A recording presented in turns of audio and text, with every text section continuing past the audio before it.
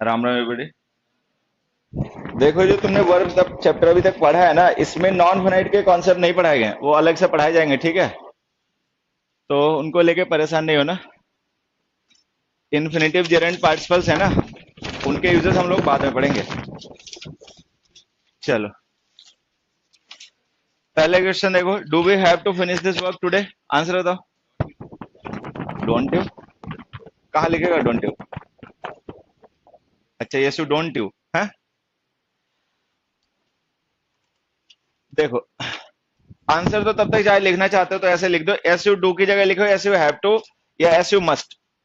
या तो लिखो एस यू हैव टू या लिखो S you must. Have to लिख दो फिलहाल में। अब इसको ऐसे समझ लेना, जैसे हमने कहा they have to work hard.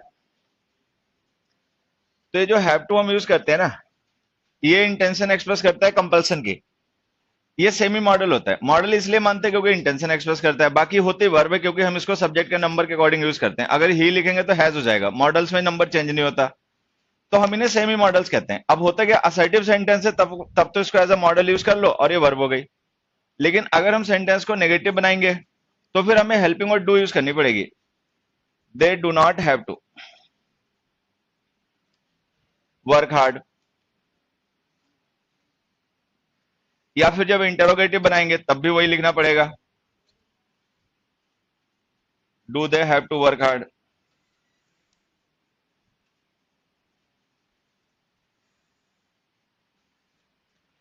तो ये जो हैव टू हम यूज करते हैं ना मॉडल फ्रेज, ये ठीक है असर्टिव सेंटेंस में, लेकिन सेंटेंस अगर इंट्रोगेटिव हो या नेगेटिव हो तो हेल्पिंग वर्ड डू यूज करना।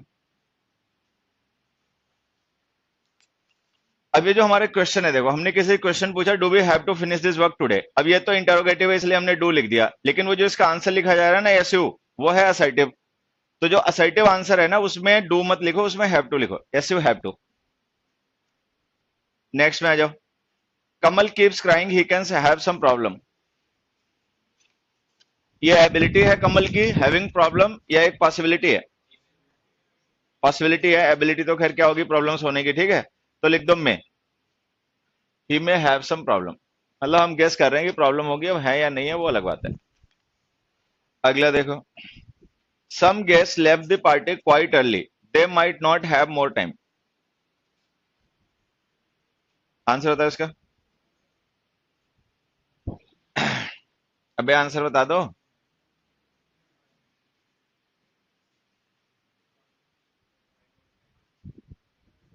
क्या कह रहे हैं? इस पे जवानी चढ़ी है क्या? है? माइट नॉट हैड बोला ना तूने?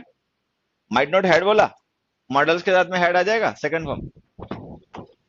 देखो इसमें पता है हमें क्या करना है, ये जो हमने might not have more time लिखा है, ये एक सिचुएशन है, हम पास्ट की गेस कर रहे हैं। अच्छा, जिस सिचुएशन को हम गेस कर रहे हैं उसके पीछे वजह क्या है, एक रिजल्ट है पास्ट का। Some guest left the party quite early. तो कुछ गेस्ट रहे जो पार्टी से काफी जल्दी चले गए, तो अगर वो जल्दी चले गए तो क्यों चले गए ये हम गेस कर रहे हैं। तो जिस सिचुएशन को हम गेस कर रहे हैं उसका रिजल्ट लिखा हुआ है। अब अगर हम किसी ऐसे एक्शन को गेस करें या जिसके बारे में बात करें जिसका रिजल्ट विजुअल हो, तो उसको परफेक्ट फॉर्म में लिखा करो, might not have had more time. Have had लिखो, might not have had more time.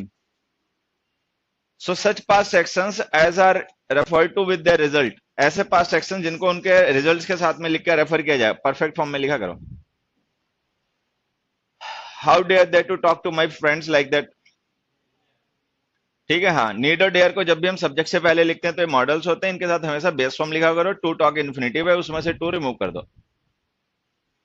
Next, the company relationship manager asked me what time he would contact me. इसका answer अपने बताओ।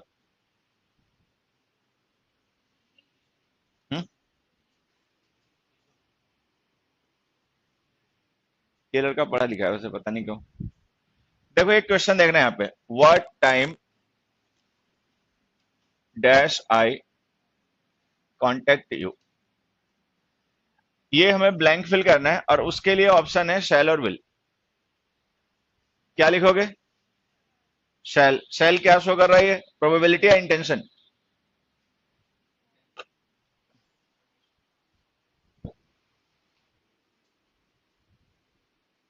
तो देखो अभी सजी समझ रहा है, निकाल ले भाई कॉपी वॉपी, इधर आ। बेटा ये शैल इसमें क्या शो कर रहा है, what time shall I contact you, shall क्या शो कर रहा है यहाँ पे, willingness of the speaker, probability of something. हाँ, हालांकि तेरे से पूछ नहीं रहा था, पूछ रहा था वो पीछे बैठा हिला हुआ, वो बोल ही नहीं रहा अभी, ठीक है। लेकिन चला जा, विलिंगनेस मतलब ये पर्सन अपनी विलिंगनेस दूसरे से पूछ रहा है, क्या मैं तुम्हें कांटेक्ट करूंगा, है, दूसरे से पूछ रहा है, कांटेक्ट करेगा ये, और ये जानना चाह रहा है कि कांटेक्ट करेगा या नहीं करेगा, वो दूसरे से पूछ रहा है। हाँ, तो फिर परमिशन नहीं हो गया फिर। अगर मान लो हम दूसरे से पूछ के उसको कांटेक्ट कर रहे हैं, या हम उससे टाइम जानना चाह रहे हैं किस समय कांटेक्ट करें, तब तो एक तरीके से हमसे परमिशन मांग रहे हैं। तो जो शैल है ना, ये परमिशन के लिए लिखा गया। अब हमने पढ़ा था कि शैल का यूज हम फर्स्ट पर्सन सब्जेक्ट के साथ इंट्रोगेटिव में तब भी यूज कर लेते हैं जब हमें परमिशन मांगनी हो, ठीक है। फिर एक चीज और पड़ी होगी, जब हम परमिशन के लिए शैल का यूज करते हैं तब ये पास्ट में शुड हो जाता है, प्रोबेबिलिटी और विलिंगनेस के लिए यूज करते हैं तब ये वुड हो जाता है। अभी अपना क्वेश्चन देखो, the company relationship manager asked me what time he would contact me. तो ये परमिशन रही होगी जो उसने मांगी होगी, ठीक है। अब हमने उसको इनडायरेक्ट बना दिया, तो वुड की जगह शुड लिखो, what time he should contact me. अगर हम शैल का यूज परमिशंस के लिए करें तो पास्ट में इसकी जगह शुड लिखा करो। नेक्स्ट क्वेश्चन देखो, that man can not control over his children.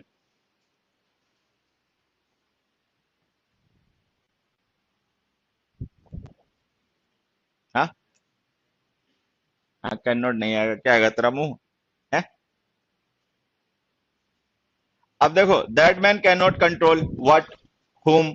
अब ये जो कैन नॉट कंट्रोल हमने वर्ब लिखे ना, ये ट्रांसिटिव वर्ब है। जैसे हमने लिख दिया that man can not control what, हुम। ऐसी वर्ब जिनके बाद व्हाट या हुम के रिप्लाई की जरूरत पड़े वो ट्रांसिटिव होती हैं। डायरेक्ट ऑब्जेक्ट लिखा करो, प्रिपोजिशन नहीं। तो जो ओवर लिखा ना, इसे रिमूव कर दो, सिंपली ऐसे लिखो, that man can not control his children. Next देखो,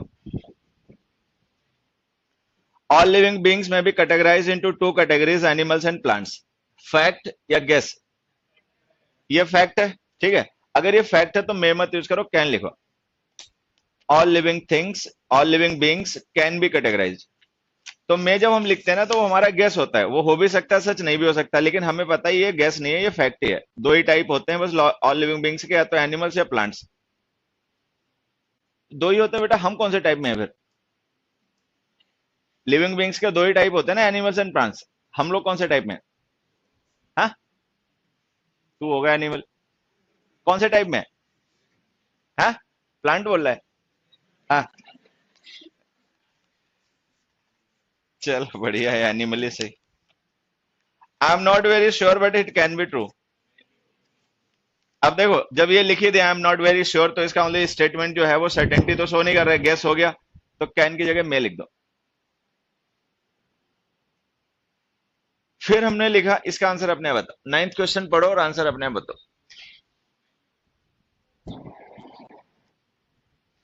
देखो, जो रिमेन वर्ब होती है ना, लिंकिंग वर्ब होती है। लिंकिंग और इंट्रांसिटिव होती है, उनके पैसिव नहीं बनते। तो ये जो वॉज रिमेन्ड हमने लिखा ना, इसमें से वॉज रिमूव कर दो।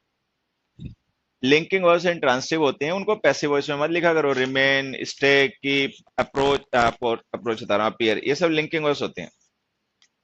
तो लिखो, the management remained hopeful. Hopeful होना मैनेजमेंट की स्टेट हो गई, ये लिंकिंग वर्ब है। अगला देखो, when I had finished my second year of course work I must make a choice.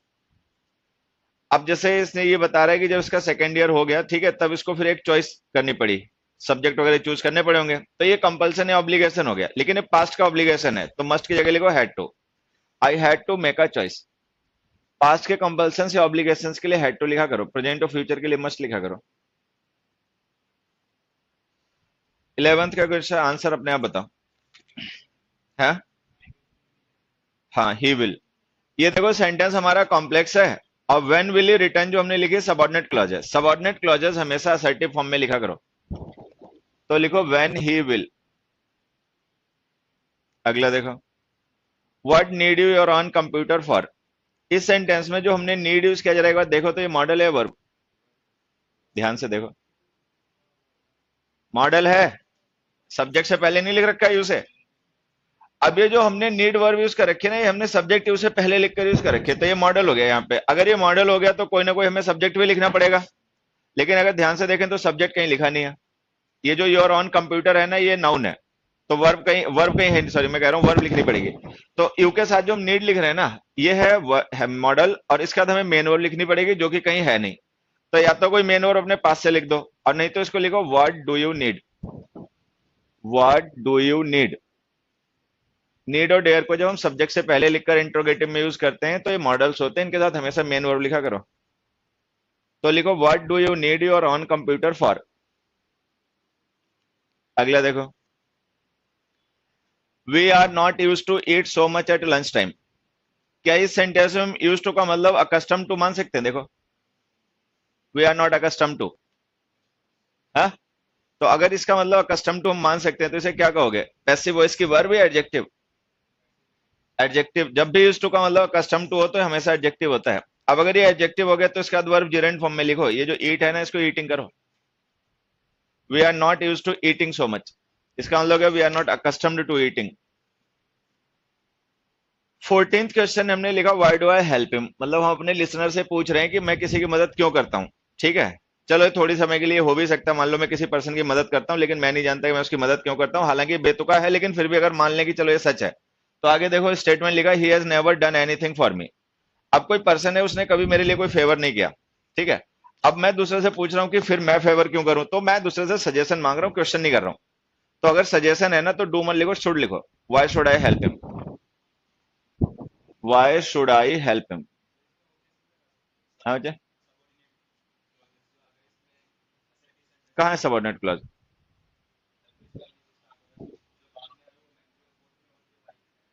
हाँ, तो इसमें मेन क्लॉज कौन सी है बता। इसको तो पकड़ लियो। धतूरे, तू टाइम खराब कर रहा है यहाँ पे अपना। ये दो सिंपल सेंटेंस है अलग अलग। Why do I help him एक सिंपल सेंटेंस है इंटरोगेटिव में, he has never done anything for me वो दूसरा सेंटेंस है। दिख नहीं रहा? एक में क्वेश्चन मार्क लगाएगा, फुल स्टॉप लगाया। चर्बी चढ़ी है तेरे, मेरे को लग रहा है। हाँ, कि जवानी चढ़ी है? दो सिंपल सेंटेंस है, अभी वो उसको एक मेन क्लॉज बता रहा है, सबऑर्डिनेट। ये तो बेसिक है भैया, सब्जेक्ट है, प्रेडिकेट है, ऑब्जेक्ट है, क्लॉज है, ये तो पहचानना सीख जाओ। नेक्स्ट क्वेश्चन देखो, late me know what is transpired after your meeting with the principle of the college. देखो ये पेपर में आया वो क्वेश्चन है, ठीक है, हाँ थोड़ा सा ट्रिकी है। ये जो ट्रांसफायर वर्ब है इसका मतलब कोई बच्चा बताएगा? हैपन, इसका मतलब होता है हैपन, कम टू हैपन। ठीक है, तो अगर इसका मतलब हैपन होता है तो वर्ब डूइंग हो या happening? Happening. Transitive, intransitive, intransitive क्या गलत हो गया? पैसिव। तो ये जो इस ट्रांसपायर्ड हमने पैसिव वॉइस लिख दी ना, ये गलत कर दी क्योंकि ये वर्ब हैपनिंग होती है, डूइंग नहीं होती। तो लिखो transpires. Let me know what transpires. अगला देखो, you did not water the plants while I am away. Did you? सही करो इसे। बोल ले कोई नहीं।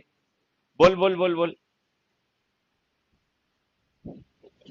देखो वैसे तो इसका अगर सबसे आसान आंसर देखे ना तो मेन क्लॉज पास्ट में, सबऑर्डिनेट क्लॉज पास्ट में लिख दो। आई एम की जगह वॉज लिख दो, I was. You did not water the plants while I was away. अब ये तो टेंस का सीधा सा कॉन्सेप्ट काम कर गया, लेकिन एक्चुअल में ये काम नहीं करेगा, ये हमने कुतर के यूज कर लिया, क्योंकि हमने टेंस में पढ़ा था कि when, while, before, after, as soon as, until, इनके साथ लिखे क्लॉजेस टाइम होती हैं और मेन क्लॉज का टेंस उनके अकॉर्डिंग यूज होता है। अब हम देखें तो व्हाइल आई एम अवे जो हमने क्लॉज लिखे ना, ये टाइम क्लॉज है और ये प्रेजेंट टेंस में है, तो हमें कायदे से मेन वर्ब जो मेन क्लॉज है उसका टेंस चेंज करना चाहिए था। ठीक है, तो हमें लिखना चाहिए था डिड नॉट की जगह डोंट, लेकिन हमने लिख दिया एम की जगह वॉज। अब जरा एक बार सोचो ऐसा क्यों किया होगा? टाइम क्लॉज के अकॉर्डिंग मेन क्लॉज का टेंस क्यों नहीं चेंज किया? वो लास्ट में क्वेश्चन टैग लिखा हुआ है डिड यू। अब वो जो डिड यू क्वेश्चन टैग लिखा है ना, वो क्वेश्चन टैग यूज होता है हमेशा मेन क्लॉज के अकॉर्डिंग। अगर हम डोंट लिख देंगे तो फिर हमें उस क्वेश्चन टैग को भी चेंज करना पड़ेगा।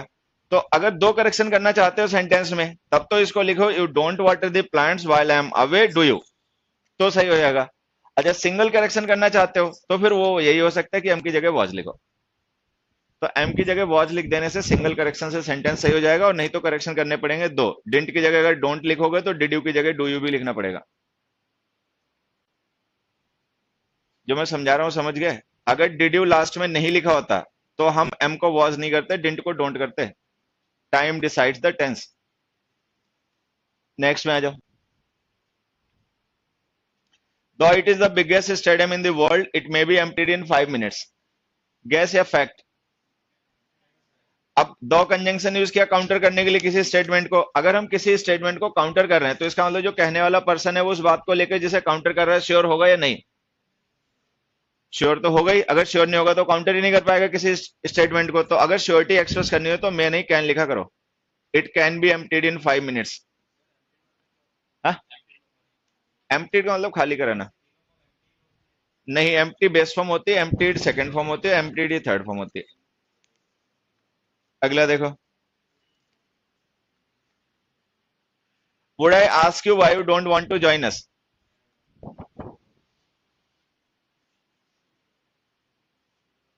तेरी चटनी बन जाएगी एक दिन, देखियो। शुड आई आस्क यू या shall I ask you? Should I ask you या शैल आई आस्क यू? लिख लो, मैं पूछ नहीं रहा हूं, बता रहा हूं, समझे? हिले हुए हैं। ऐसे हिले हुए हैं। या तो लिख दो शुड आई आस्क यू या लिख दो shall I ask you. First person subjects के साथ में रिक्वेस्ट के लिए, ऑर्डर के लिए, परमिशन के लिए शैल या शुड लिखा करो। सेकंड पर्सन के साथ वुड या कुड लिखा करो। आई हमारा फर्स्ट पर्सन है तो या तो शैल लिख दो, शैल आई आस्क यू, या लिख दो शुड आई आस्क यू। अगला देखो, after the accident the tourist somehow could walk to their hotel. General ability या पर्टिकुलर? ये जो हम कुड लिख के यहाँ पे एबिलिटी एक्सप्रेस कर रहे हैं टूरिस्ट की, ये एबिलिटी कैसी है उनकी? जनरल एबिलिटी है या पर्टिकुलर? पर्टिकुलर है। तो यहाँ पे मैनेज टू लिखो। After the accident the tourist somehow manage to walk to their hotel. Past की एबिलिटी जो जनरल होती है उनके लिए कुड लिखा करो, किसी पर्टिकुलर इवेंट से रिलेटेड एबिलिटी के लिए मैनेज टू लिखा करो। अगला देखो,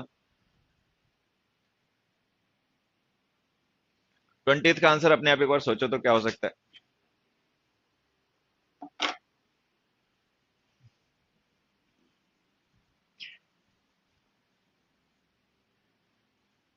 हरिओम।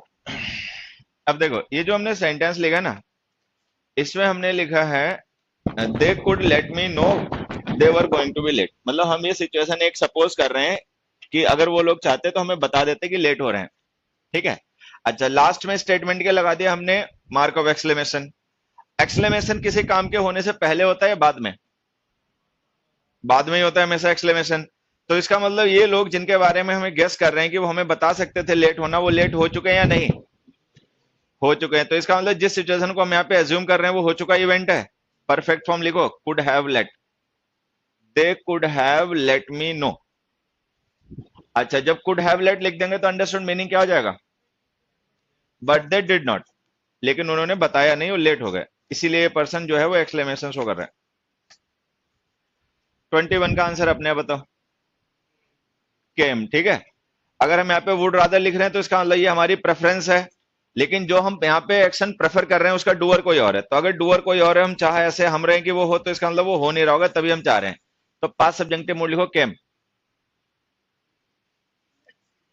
हाँ, मैथ्स भी पढ़ता है, चलो बढ़िया बढ़िया, बहुत अच्छी बात, बेटर। कहाँ पढ़ता है मैथ्स? अभिनय सर। आते शायरी, जाते शायरी, बीच में शायरी, यही?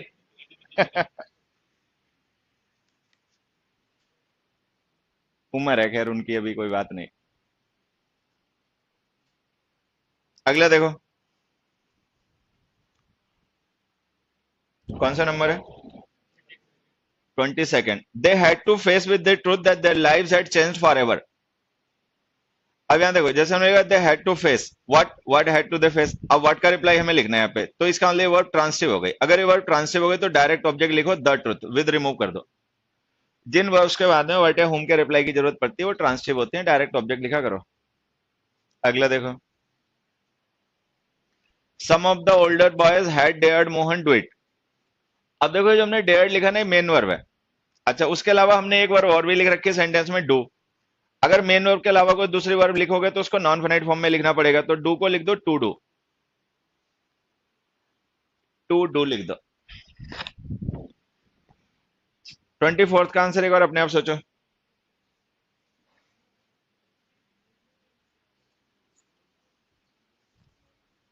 क्या हमने ये पढ़ा था कि डब्ल्यू एच फैमिली वर्ड्स अगर हमारे सेंटेंस के सब्जेक्ट बन जाए तो जो हम क्वेश्चन पूछने के लिए डू डट डिड हेल्पिंग और यूज करते हैं उनकी जरूरत नहीं रहती?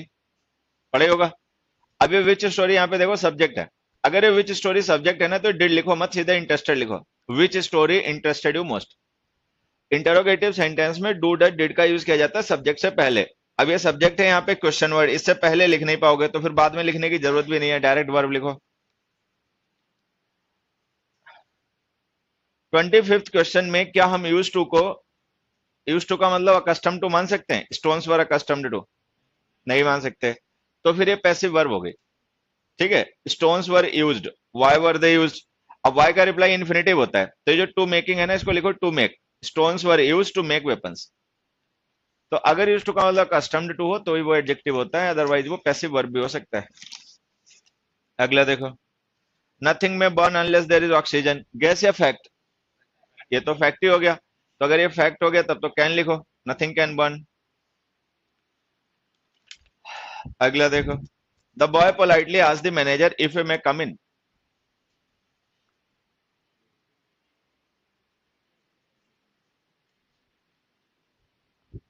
आंसर बता बेटा। हाँ, इफ ही कैन कम इन। तेरे कान पे लगा बहुत तेज, हिले हुए पड़ोसियों का।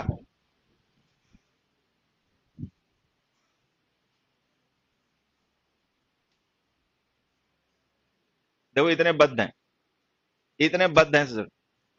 ये सबसे आसान क्वेश्चन है, वो मैंने ऐसे ही मतलब में डाल दिया इसमें, पता नहीं, लेकिन मेन क्लॉज पास्ट में हो तो सबऑर्डिनेट कोऑर्डिनेट क्लॉज पास्ट में लिखा करो, मे की जगह माइट लिखो। मे की जगह माइट लिखो, मेन क्लॉज पास्ट में तो सबऑर्डिनेट कोऑर्डिनेट क्लॉज पास्ट में। तो जो मे लिखा है उसकी जगह मास लिखो। क्या बता रहा हूँ मैं, पता नहीं, आज मेरा दिमाग कटा हुआ है। माइट लिखो, माइट, कोई नहीं चला।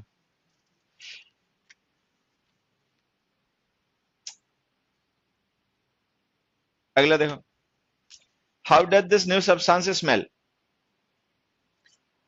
यहाँ पे जो स्मेल है ये एक्शन वर्ब है, लिंकिंग, लिंकिंग वर्ब है, क्योंकि जो सब्सटेंस है वो डूअर हो नहीं सकता। अगर ये लिंकिंग वर्ब है तो हाउ एडवर्ब तो गलत हो गया। What does this new substance smell like, what does this new substance smell like, ये लिखो। लिंकिंग वर्ब के बाद में एडवर्ब मत लिखा करो। अगला देखो, would anyone call me please tell them that I am busy. अब ये सेंटेंस ना एक कंडीशनल है, मतलब हम किसी को समझा रहे हैं, अगर कोई कॉल करे तो उसको बताना मैं बिजी हूं, तो ये कंडीशनल है। अब कंडीशनल में वुड जो होता है वो नहीं यूज होता है, यहाँ पे शुड लिखा करो, शुड एनीवन कॉल मी। ये हमने कंडीशनल में पढ़ा होगा कि शुड जो होता है उसका यूज हम तब करते हैं जब हमें किसी ऐसी कंडीशन को रेफर करना हो ना जो प्रोबेबल है ना इम्प्रोबेबल है। तो इसको लिख दो, should anyone call me. 30th का आंसर अपने बताओ। Where they have. अब देखो ये सेंटेंस जो हमारा है ना कॉम्प्लेक्स सेंटेंस है, हालांकि इंटरोगेटिव फॉर्म में है लेकिन सेंटेंस कॉम्प्लेक्स है। अच्छा, सबऑर्डिनेट क्लॉजेस हमेशा असर्टिव फॉर्म में लिखा करो, सेंटेंस भले ही क्वेश्चन हो। अब where have they gone for the party subordinate clause है, तो सबऑर्डिनेट क्लॉज को असर्टिव फॉर्म में लिखो, हेल्पिंग और सब्जेक्ट के बाद, where they have gone. Next देखो, you had better to hurry, it is getting late. Had better, would better, had rather, would rather, ये सब मॉडल्स होते हैं, इनके सबके साथ बेस फॉर्म लिखा करो। तो जो टू हरी लिखा है ना इसमें टू रिमूव कर दो। Had better, would better models का यूज हम करते हैं किसी पर्सन को कुछ स्ट्रॉन्ग एडवाइस देने के लिए, ठीक है। हाँ, तो इनके साथ बेस फॉर्म लिखा करो, हरी, टू रिमूव करो। नेक्स्ट देखो, this time next week we are in Mumbai with all our friends. अब अगर इस सेंटेंस में दिस टाइम नेक्स्ट वीक ना लिखा हो तब तो ये सही है, तब हम ये मान लेंगे प्रेजेंट का फैक्ट है। लेकिन अगर हम टाइम लिख रहे हैं दिस टाइम नेक्स्ट वीक तो इसका मतलब ये फैक्ट प्रेजेंट का नहीं है, फ्यूचर का है। तो फ्यूचर के लिए लिखो shall be, we shall be in Mumbai. We are in Mumbai की जगह लिख दो we shall be in Mumbai. अगला देखो, the car was gone skidding off the road into a ditch. Go verb intransitive होती है, पैसिव नहीं बनेगा, वॉज गॉन की जगह वेंट लिख दो। अगला देखो, the referee explained about the rules of the game. अब देखो जैसे हमने लिखा the referee explained what did he explain, अब व्हाट का रिप्लाई चाहिए तो ट्रांसिटिव वर्ब हो गई, अबाउट प्रिपरेशन रिमूव कर दो।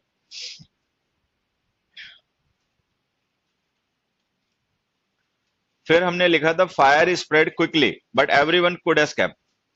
एस्केपिंग किस तरीके की एबिलिटी है इन लोगों की, पर्टिकुलर या जनरल?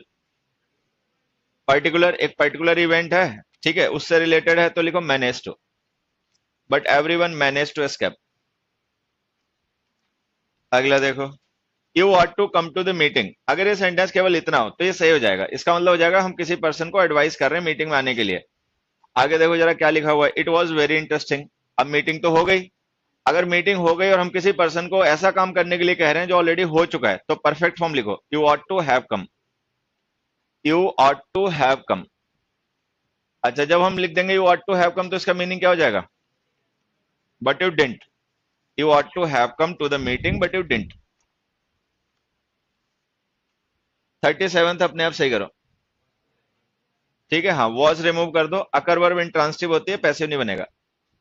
अकर वर्ब हैपनिंग होती है, डूइंग नहीं होती है। अगला देखो, despite many an effort the student did not solve the puzzle. अब अगर ये डिस्पाइट मैनी एन एफर्ट ना लिखा हो, तब तो वो सेंटेंस सही है, तब हम ये मान लेंगे उस स्टूडेंट ने जानबूझ के पजल को सॉल्व नहीं किया। लेकिन अगर हम ये लिख रहे हैं डिस्पाइट मैनी एन एफर्ट, तो इसका मतलब उसने एफर्ट्स तो किए। अगर एफर्ट किए फिर काम नहीं हुआ, तो ये डेलिबरेशन नहीं है, ये उसकी इनेबिलिटी है। इनेबिलिटी के लिए could not, the student could not solve the puzzle, the student could not solve the puzzle. अगला देखो, हाँ, अरे हटे यार, वो पॉजिटिव है, ये नेगेटिव है, नेगेटिव में कोई डिफरेंस नहीं होता बच्चे। अगला देखो, there was heavy traffic on the road but we could get to the airport in time. अब फिर लिखो मैनेज टू। अब यहाँ पे हम कह रहे हैं कि हैवी ट्रैफिक था रोड पे, लेकिन ये किसी तरीके से एयरपोर्ट पहुंच गए। अगर इन्होंने कुछ काम कर लिया तो मैनेज टू। अगला देखो, all of the guest in the party appeared cheerful, they must enjoy themselves there. अब एक सिचुएशन है, हम अज्यूम कर रहे हैं, मतलब ये हम पास्ट की एक सिचुएशन है जिसे अज्यूम कर रहे हैं कि वो लोग वहां पे एंजॉय कर रहे होंगे। अच्छा, हम अज्यूम ऐसा क्यों कर रहे हैं? क्योंकि उसके पीछे एक वहां पे सिचुएशन दे रखी है कि वो सभी चीयरफुल अपीयर हो रहे थे। तो अपीयर होना, चीयरफुल जो है वो एंजॉय करने का रिजल्ट है। अगर रिजल्ट लिखा हुआ है तो जिस एक्शन का ये रिजल्ट है वो कंप्लीट स्टेट का होगा। मान लो हमें पता नहीं है, हम गेस कर रहे हैं, लेकिन फिर भी जिस एक्शन को गेस कर रहे हो वो कंप्लीट स्टेट का है। Must have enjoyed, must have enjoyed. Result जब दिया गया हो तो वर्ब्स को परफेक्ट फॉर्म में लिखा करो। अगला देखो, we cancelled the trip to Switzerland because we had not enough time. ऐसे क्वेश्चन हमने कल भी दो डिस्कस किए थे। ये हैड नॉट हो गई हेल्पिंग वर्ब, उसके बाद में मेन वर्ब आएगी, मेन वर्ब कहीं है नहीं, एनफ टाइम नाउन है, तो इसको हैड नॉट को हटाओ, डिड नॉट हैव लिख दो, because we did not have enough time. Helping verbs को बिना मेन वर्ब के मत लिखा करो।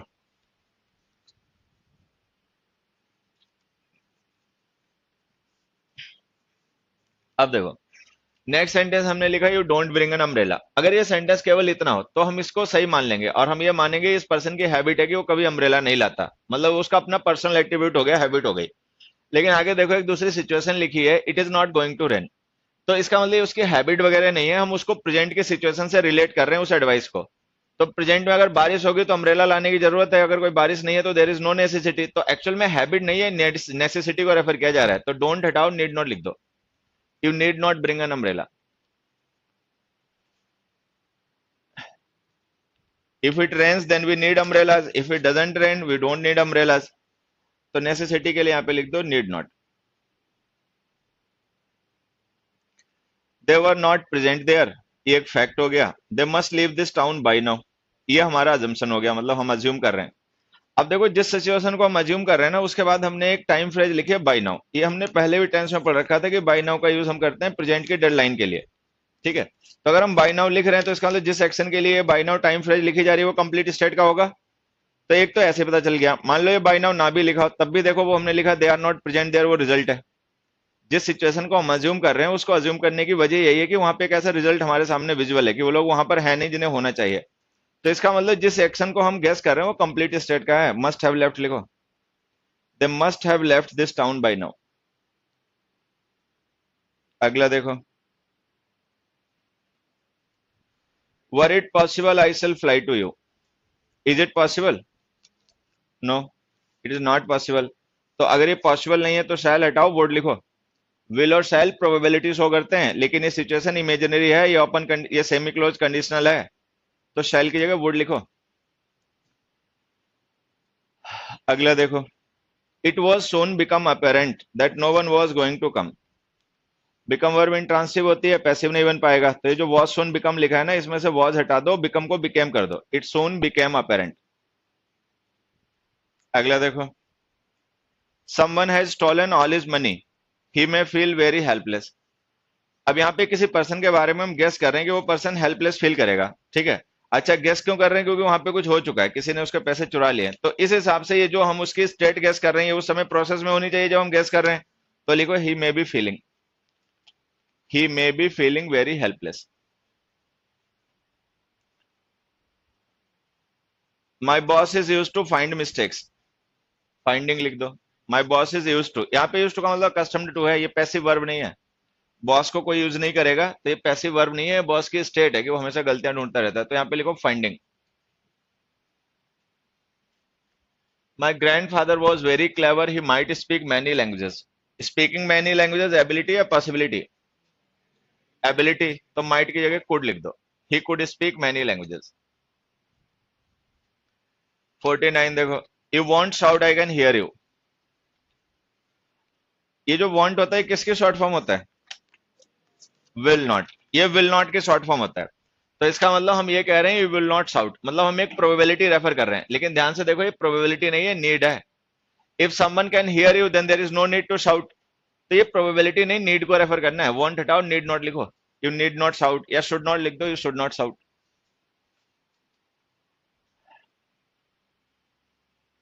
अगला देखो, some animals need not water all the times, they can survive without it for quite a long duration.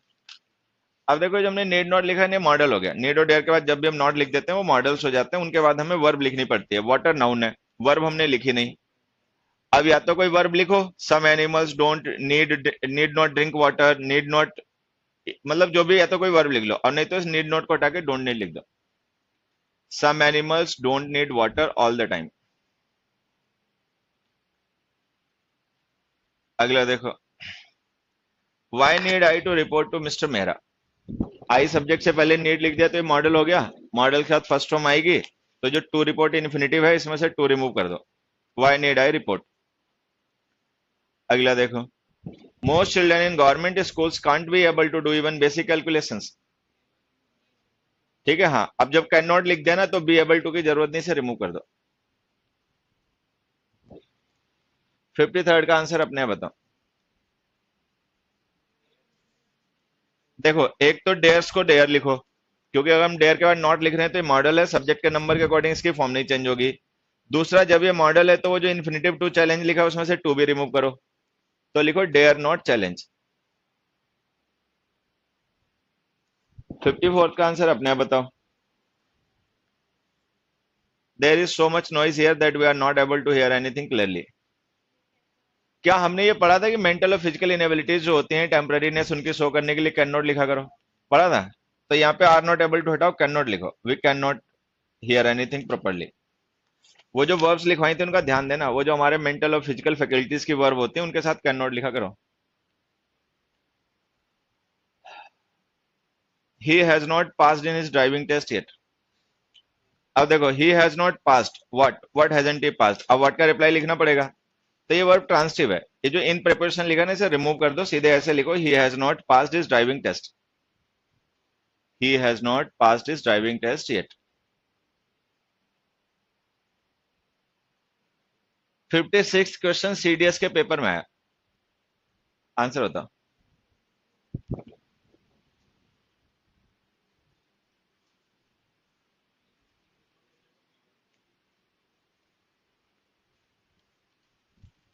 Will की जगह वुड लिख दो। अबे तुम हिले हुए हो क्या? टेंस के क्वेश्चन तुमसे नहीं हो रहे। विल की जगह वुड लिख दो। मेन क्लॉज पास्ट में, तो सबऑर्डिनेट क्लॉज भी पास्ट में होती है। पास्ट में विल की जगह वुड लिखा करो, that he would not step down.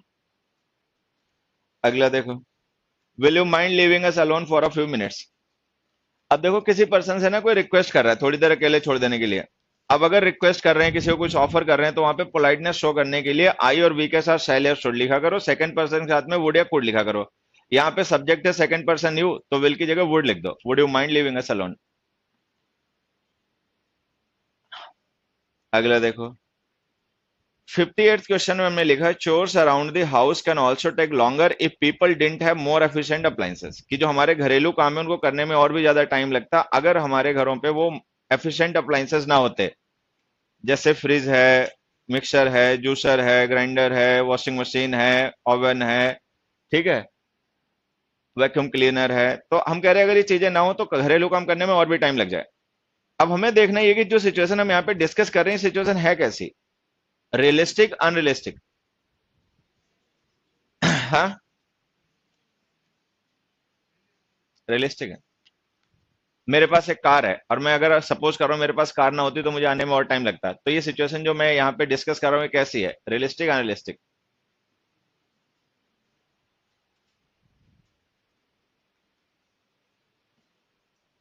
बोलेगा। मेरे पास कार है और मैं ये सोच रहा हूँ कि अगर मेरे पास कार नहीं होती तो मुझे और टाइम लगता आने में। अभी 30 मिनट लगते हैं आने में, फिर 3 घंटे लगते हैं। तो ये जो सिचुएशन मैं यहाँ पे डिस्कस कर रहा हूँ कि अगर कार नहीं होती और टाइम लगता है, ये सिचुएशन रियलिस्टिक अनरियलिस्टिक? अनरियलिस्टिक। अभी तो रियलिस्टिक कह रहा था। अब हमें पता है कि हमारे घरों पे अप्लायंसेस होते हैं, लेकिन हम इसके ऑपोजिट एक सिचुएशन अज्यूम कर रहे हैं कि अगर ना होते तब क्या होता। अरे भैया जब होते हैं तो रियलिटी है कि वो है, हम जो सपोज कर रहे हो अनरियलिटी है, तो अगर अनरियलिटी है तो कैन की जगह कुड लिखो, कैन की जगह कुड लिखो। ये सेमी क्लोज कंडीशनल है अगर पकड़ में आया हो तो। We are talking about something that is not real, we are going against reality, तो जो रियलिटी है हम उसके ऑपोजिट सोच रहे हैं।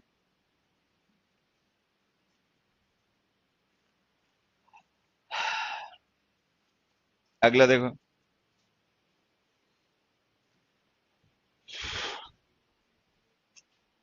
We can achieve better results in years to come, will be able to या शैल बी एबल टू, ठीक है। इन ईयर्स टू कम लिख दिया ना, तो इसका मतलब ये एबिलिटी अभी हम में नहीं है। ये अगर हम अपना काम ईमानदारी से करते रहेंगे तो फ्यूचर में एबिलिटी आ जाएगी। तो ये एबिलिटी अभी की नहीं फ्यूचर की है, तो फ्यूचर की एबिलिटीज के लिए कैन नहीं विल बी एबल टू या शैल बी एबल टू लिखा करो, we shall be able to achieve better results. अगला देखो। Please let us know it if you may not attend the meeting. अब हमने पढ़ा कि मे और मे नॉट का मीनिंग सेम होता है, ना हाँ होता है ना ना होता है, लेकिन देखो हम किसी पर्सन से रिक्वेस्ट कर रहे हैं कुछ जानने के लिए, तो जो हम जानना चाह रहे हैं वो हम आंसर हाँ या ना में या फिर एम्बिगुअस, हाँ या ना। अगर हम जानना चाह रहे हैं तो इसका मतलब हमें एग्जैक्ट आंसर चाहिए, तभी हम क्वेश्चन पूछ रहे हैं। तो अगर केवल सर्टेन थिंग को रेफर करना हो तो फिर वहां पे कैन नॉट लिखा करो। Please let us know it if you can attend the meeting या if you can not attend the meeting, मतलब कैन या कैन नॉट का यूज किया करो सर्टेनिटी के लिए। At first I didn't know what to do but soon I got use to travel by metro. अब देखो गेट की फॉर्म के बाद जब भी यूज टू लिखा होगा तो वो हमेशा एडजेक्टिव ही होता है। इजम आर के साथ तो पैसिव वॉइस भी कई बार हो जाता है, लेकिन गेट की फॉर्म के बाद जो यूज टू होता है वो हमेशा एडजेक्टिव होता है। तो ये यूज टू एडजेक्टिव हो गया। अब इसके बाद अगर वर्ब लिखोगे तो जेरेंट फॉर्म में लिखनी पड़ेगी। अच्छा वो ट्रेवल वर्ड जो है ना वो है वर्ब, तो अगर वर्ब है तो उसको ट्रेवलिंग कर दो, I got use to travelling. Next देखो। When they reach the office tomorrow they are very surprise. ये हमारी सबऑर्डिनेट क्लॉज जो है when they reach the office tomorrow, ये देखो प्रेजेंट टेंस में। अगर ये सबऑर्डिनेट क्लॉज प्रेजेंट टेंस में है तो इसका टाइम क्या होगा, future. Subordinate clause present tense में हो तो उनका टाइम फ्यूचर होता है। तो अगर ये सबऑर्डिनेट क्लॉज जो है वो फ्यूचर टाइम का रेफर कर रही है, जैसा कि टुमारो लिखा है उससे पता भी चल जाना चाहिए, तो वो मेन क्लॉज का एक्शन उसी फ्यूचर टाइम के अकॉर्डिंग यूज करना पड़ेगा। तो आर की जगह लिख दो विल बी, आर की जगह विल बी लिख दो। टाइम क्लॉज में जो टाइम होता है मेन क्लॉज का टेंस उसी के अकॉर्डिंग यूज क्या करो। तो ये टाइम फ्यूचर का है तो जो टेंस हम मेन क्लॉज में लिख रहे हैं वो भी फ्यूचर में आएगा। 63 का आंसर अपने आप बताओ। नीड लिख दो। नीड का नॉट लिख रखा है तो मॉडल हो गया। मॉडल्स को सब्जेक्ट के नंबर के अकॉर्डिंग चेंज मत किया करो, सब्जेक्ट सिंगुलर हो या प्लूरल हो नीड लिखा करो। तो लिखो सरल नीड नॉट अचीव। 64th का आंसर अपने बताओ। Should that they had lived. अब यहाँ पे मतलब हम विश कर रहे हैं कि कोई लोग हैं अगर वो भी जिंदा होते इस चीज को देखने के लिए जो भी चीज है। तो जब कभी कुछ विश करते हो ना तो या तो लिखा करो आई विश या लिखा करो would that. Would that, would that का मतलब काश होता है, ये कंडीशनल में पढ़ा होगा हम लोगों ने। हरिओम। बहुत क्वेश्चन है। अगला देखो। Nobody has come out of the conference room yet they may still discuss the matter. अब देखो फैक्ट ये है कि कोई भी अभी कॉन्फ्रेंस रूम से बाहर नहीं आया, उस फैक्ट के बेसिस पर हम एक सिचुएशन अज्यूम कर रहे हैं कि वो लोग अभी मामले को डिस्कस कर रहे होंगे। तो ये जो सिचुएशन हम गेस कर रहे हैं वो सिचुएशन उस समय जब उसको गेस किया जा रहा है कौन सी स्टेट में होगी, इनकम्प्लीट प्रोसेस में होगी ना। तो फिर इसके लिए कॉन्टिन्यूअस फॉर्म लिखो वर्ब की, they may still be discussing, they may still be discussing ये लिखो।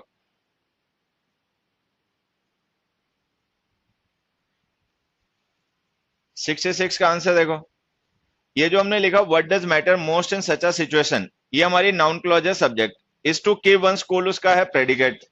अब अगर ये what does matter most in such a situation noun clause है तो इसको असर्टिव फॉर्म में लिखो। ये जो डज हमने लिख रखे ना हेल्पिंग और इसकी जरूरत नहीं है, सीधे लिखो मैटर्स, व्हाट मैटर्स मोस्ट।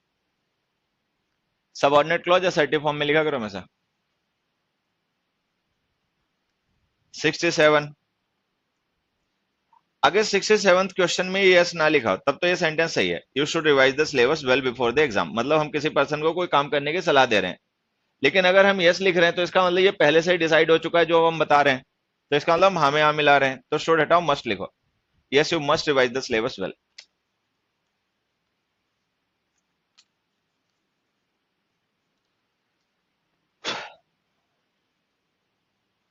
68 देखो, 68% में हम किसी को सलाह दे रहे हैं कोई काम नहीं करने के लिए, we should not doubt his integrity, कि हमें उस पर्सन की इंटेग्रिटी ईमानदारी पे डाउट नहीं करना चाहिए।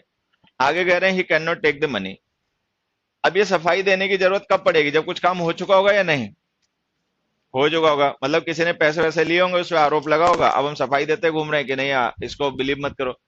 तो एक्चुअल में ये जो हम सिचुएशन यहाँ पे कैन नॉट के साथ में निगेट कर रहे हैं, जिस चीज के नहीं होने को हम रेफर कर रहे हैं वो हो चुका है, तभी हम किसी को उस पर भरोसा नहीं करने के लिए कह रहे हैं। तो अगर ये हो चुका इवेंट है जिसको तुम कैन नॉट के साथ निगेट कर रहे हो, तो परफेक्ट फॉर्म में लिखो ही can not have taken the money, he can not have taken the money.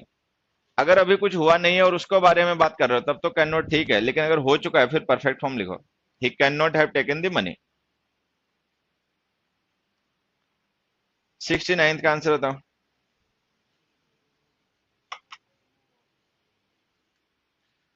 Answer तो लिख दो, विल हैव की जगह may have a decent education, बाकी समझना यहां से। हमने एक सेंटेंस लिखा, they went there to meet him. अब देखो हमने पढ़े ये इन्फिनिटिव्स होते हैं ना, इनका यूज हम तब भी करते हैं जब हमें किसी काम के पर्पस को रेफर करना होगी। जैसे दे वेंट देयर, उन्होंने ये एक्शन किया, वहां जाने का काम किया, तो ये काम करने का उनका पर्पस क्या था, तो पर्पस था किसी से मिलना, तो हमने लिख दिया टू मीट हिम। अभी हमने इन्फिनिटिव लिखा।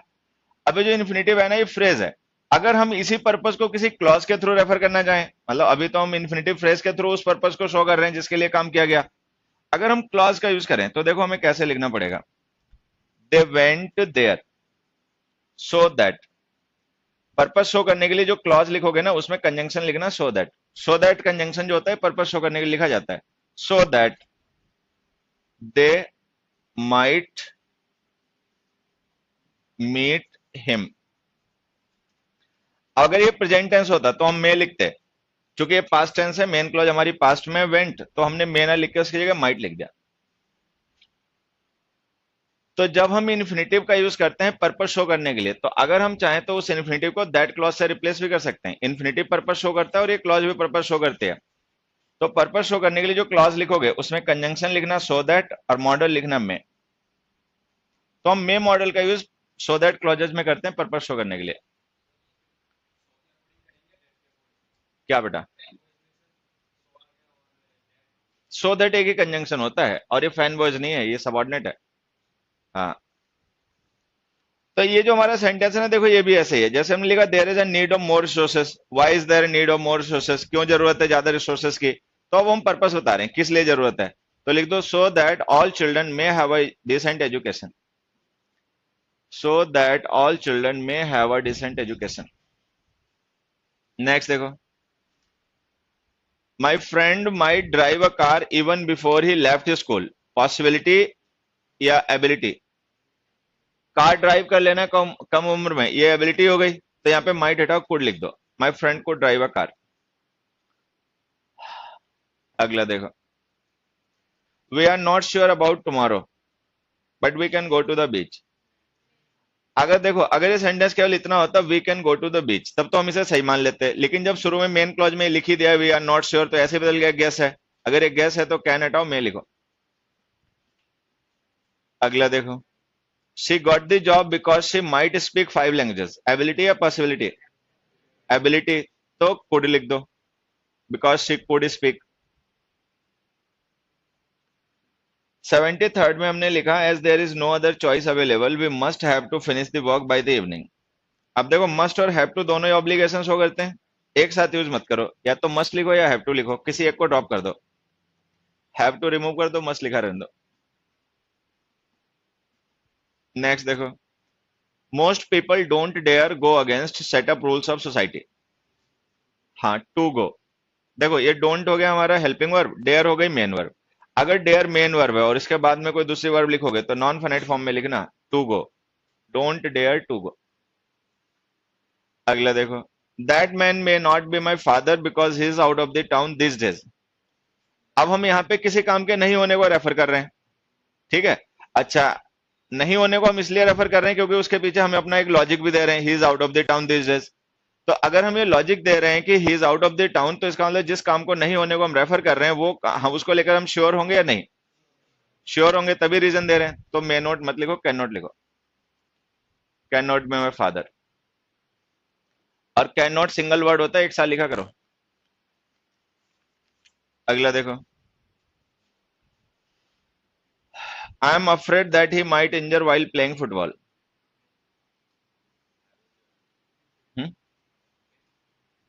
तू क्या मारता रहता बैठे बैठे है? Might have injured, get injured, might get injured लिखो।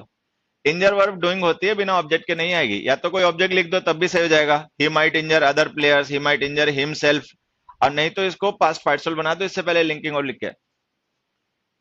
अगला देखो, as you may probably know, drop probably, may use कर लिया तो प्रोबेबली मत उसको से ड्रॉप कर दो।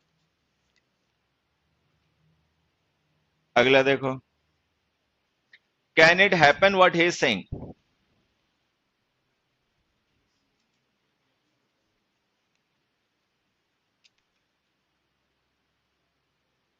ये बच्चा जो पेन चबाया जा रहा है, चबा ले चबा ले। आंसर बता, कौन सा क्वेश्चन पूछा जा रहा है, बता। क्वेश्चन पढ़ो, सोचो समझो, फिर आंसर बता बेटा इसका क्या होगा।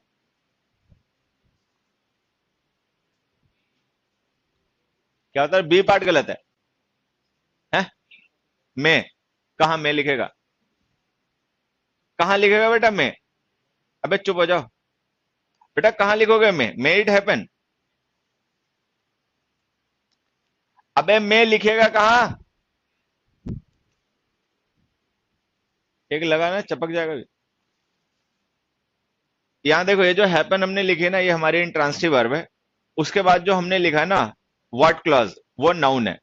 अब हमने पढ़ा कि व्हाट के साथ लिखे क्लॉजेस नाउन होते हैं, नाउन या तो सब्जेक्ट होता है या ऑब्जेक्ट होता है। अच्छा, ये हैपन वर्ब का सब्जेक्ट हो नहीं सकता, क्योंकि अगर ये सब्जेक्ट होता तो वर्ब से पहले लिखा जाता। अच्छा, दूसरा हम देख रहे हैं वर्ब से पहले हमने वैसे ही इट लिखी रखा है, तो इट सब्जेक्ट है। तो अगर इट सब्जेक्ट है तो हमें व्हाट इज सेइंग को ऑब्जेक्ट मानना पड़ेगा, लेकिन वर्ब इंट्रांसिटिव है तो ऑब्जेक्ट आएगा नहीं।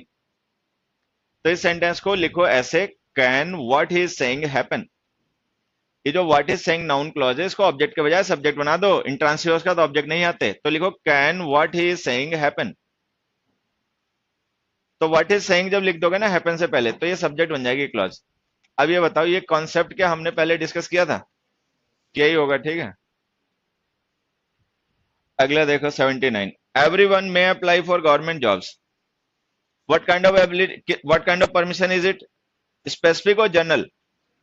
जनरल। तो जो जनरल परमिशंस होती हैं, ऑलरेडी ग्रांटेड परमिशंस होती हैं, जो रूल्स होते हैं, उनके लिए कैन यूज क्या करो, मे नहीं। तो लिखो everyone can apply for government jobs.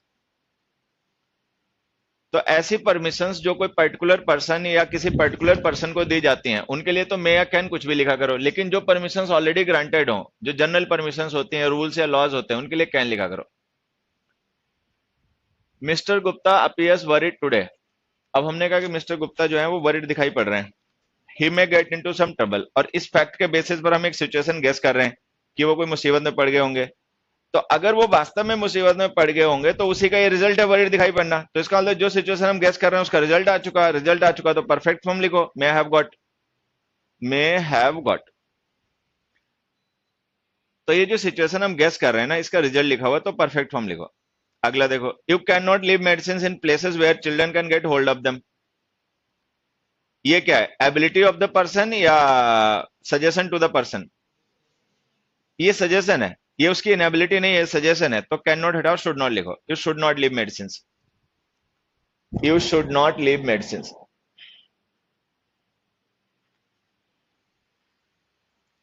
80 second का आंसर अपने आप बताओ।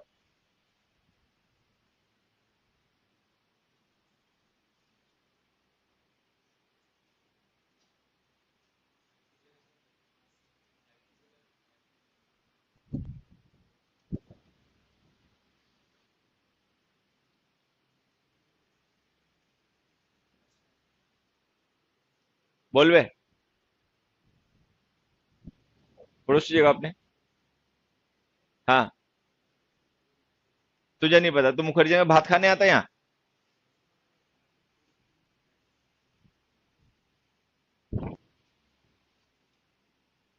यहाँ देखो, ये मेन क्लॉज पास्ट की है, ही didn't have any money with him, तो हमारी जो कोऑर्डिनेट क्लॉज है वो भी पास्ट की मान ली जाएगी। अब मान लो कोई पर्सन के पास पैसे नहीं है, तो उसको उधार मांगना पड़ा, ये है मजबूरी, ये है ऑब्लिगेशन, कंपल्सन, कि मतलब अब कंपलसरी सिचुएशन वो हो गया, अगर नहीं है तो मांगोगे तो है ही कहीं से। लेकिन ये कंपल्सन प्रेजेंट का नहीं है, पास्ट का है। अब पास्ट का कंपल्सन है तो मस्ट की जगह हैड टू लिखो, he didn't have any money with him so he had to borrow some. Past के कंपल्सन्स के लिए हैड टू लिखा करो, छोटी सी बात समझ में नहीं आती। अगला देखो, when we were children we used to going to Shimla in summer every year। हाँ, ये used to यहाँ पे क्या है, मॉडल। अब ये वी सब्जेक्ट है, उसके बाद यूज टू लिख रहे हैं, तो ये मॉडल हो गया। अगर ये मॉडल हो गया तो उसके बाद वर्ब की फर्स्ट फॉर्म लिखो, go, we use to go to Shimla. अगला देखो, the promotion was proved a turning point in his career. क्या ये जो टर्निंग पॉइंट हम नाउन यूज कर रहे हैं, ये प्रमोशन के लिए यूज किया जा रहा है? देखो तो एक बार, क्या प्रमोशन को ही टर्निंग पॉइंट कहा जा रहा है? हाँ, नहीं, फिर तो ठीक है, बहुत अच्छी बात है, क्या सिखाऊं आगे मैं। ये जो टर्निंग पॉइंट टर्म यूज हो रहा है, ये प्रमोशन के लिए यूज हो रहा है, प्रमोशन को ही टर्निंग पॉइंट कहा जा रहा है।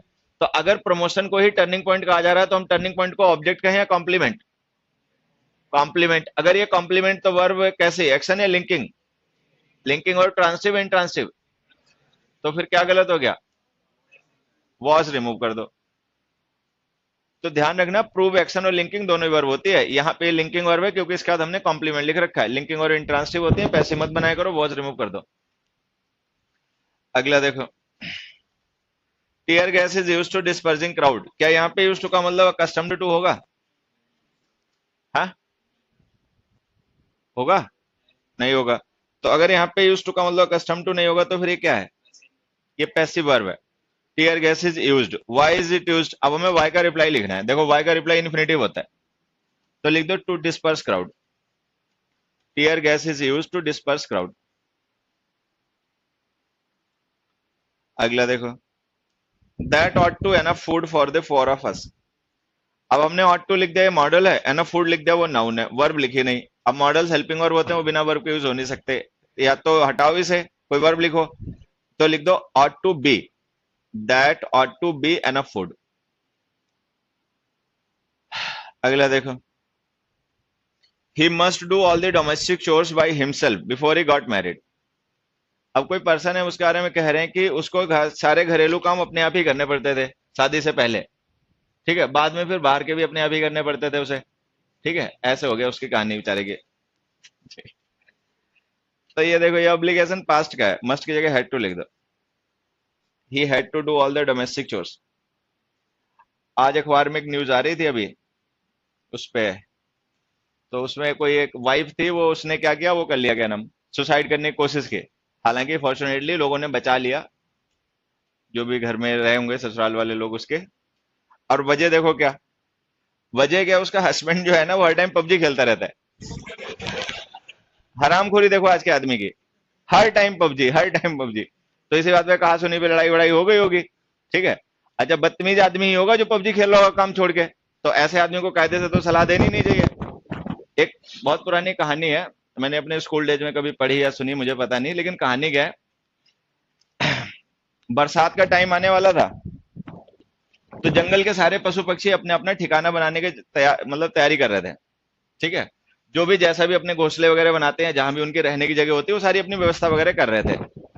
बंदर बदतमीज उछल रहा था, ठीक है, इस डाल से उस डाल, उस डाल से उस डाल, ऐसे कूद रहा था। तो खैर वो ऐसे ही उसने अपना टाइम काट लिया। बरसात आ गई दबा के। अब जिन जानवरों ने अपनी व्यवस्था कर ली थी वो अपने अपने घोंसलों में घुस गए।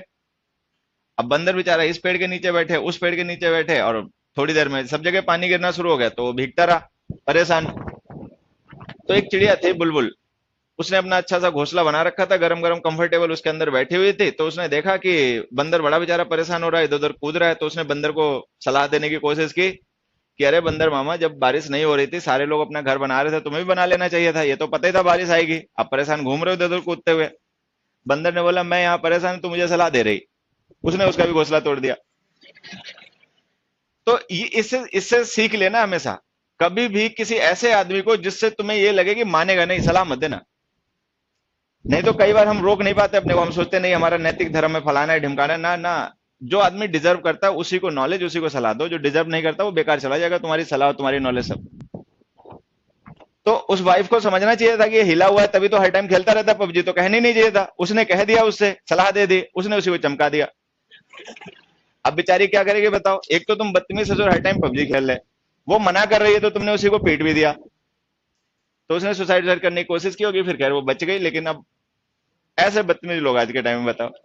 आज की खबर है ये। चलो, तो खैर ये जो हमारा क्वेश्चन है ना, इसमें वही लिख दो, हैड टू। पास्ट के कंपल्सन्स के लिए हैड टू लिखा करो।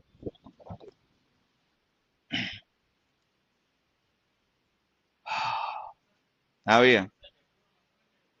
किसमें? वो सारे बता दिए, क्लास में क्या करता रहा। तू भी पबजी वाला ही लग रहा है मुझे, समझा। अगला देखो। कौन सा है? 88। His views have express in numerous speeches. ये जो हैव एक्सप्रेस हमने वर्ब लिखे, देखो ये एक्टिव वॉइस में या पैसिव? एक्टिव होती है अंकल, पैसिव तब होती है जब बी प्लस थर्ड फॉर्म हो। ये एक्टिव है। इसका सब्जेक्ट जो है वो इसका डूअर है कोई और। व्यूज एक्सप्रेस करेंगे, व्यूज को एक्सप्रेस किया जाएगा। व्यूज तो एक्सप्रेस करने से रहे, तो अब एक्सप्रेस वर्ब डूइंग है। एक्सप्रेस का मतलब एक्सप्रेस करना, व्यक्त करना। अब ये वर्ब डूइंग है, सब्जेक्ट डूअर नहीं है। तो अगर सब्जेक्ट नहीं तो कोई तो डूअर हो गई, अगर वर्ब डूइंग है। तो अगर सब्जेक्ट नहीं कोई और डूअर हो तो वर्ब पैसिव लिखा करो, have been expressed. Have been expressed. अगला देखो। I didn't need to go. Didn't helping verb हो गई, नीड मेन वर्ब हो गई। मेन वर्ब का दूसरी वर्ब लिखोगे तो नॉन फाइनाइट फॉर्म में लिखना पड़ेगा, तो टू गो लिख दो। 90th क्वेश्चन जो है ना, उससे पहले जरा एक क्वेश्चन ये देखना। This machine looks good but it doesn't work good। ये किसी पेपर में आया हुआ क्वेश्चन है। अब यहाँ पे हमने इस सेंटेंस में क्या किया, मेन क्लॉज में वर्ब यूज की लुक्स, ये होती है लिंकिंग वर्ब। लिंकिंग वर्ब के बाद में कॉम्प्लीमेंट आते हैं। कॉम्प्लीमेंट या तो नाउन या प्रोनाउन या एडजेक्टिव होते हैं। गुड एडजेक्टिव है, ये कॉम्प्लीमेंट बन गया। डजंट वर्क है एक्शन वर्ब। एक्शन वर्ब के बाद में या तो ऑब्जेक्ट आते हैं या एडवर्ब आते हैं। गुड एडजेक्टिव है, ऑब्जेक्ट या एडवर्ब कुछ नहीं बन पाएगा, तो इसको हटा के इसकी जगह लिख दो वेल। वेल इसकी एडवर्ब फॉर्म होती है। तो गुड जो है वर्ड वो एडजेक्टिव है, वेल एडवर्ब है। ठीक है, जहां एडजेक्टिव की जरूरत पड़े वहां गुड लिखा करो, जहां एडवर्ब की जरूरत पड़े वहां पे वेल लिखा करो। ये लिंकिंग वर्ब है, इसके बाद एडजेक्टिव आ जाएगा, लेकिन वो एक्शन वर्ब उसका नहीं आएगा।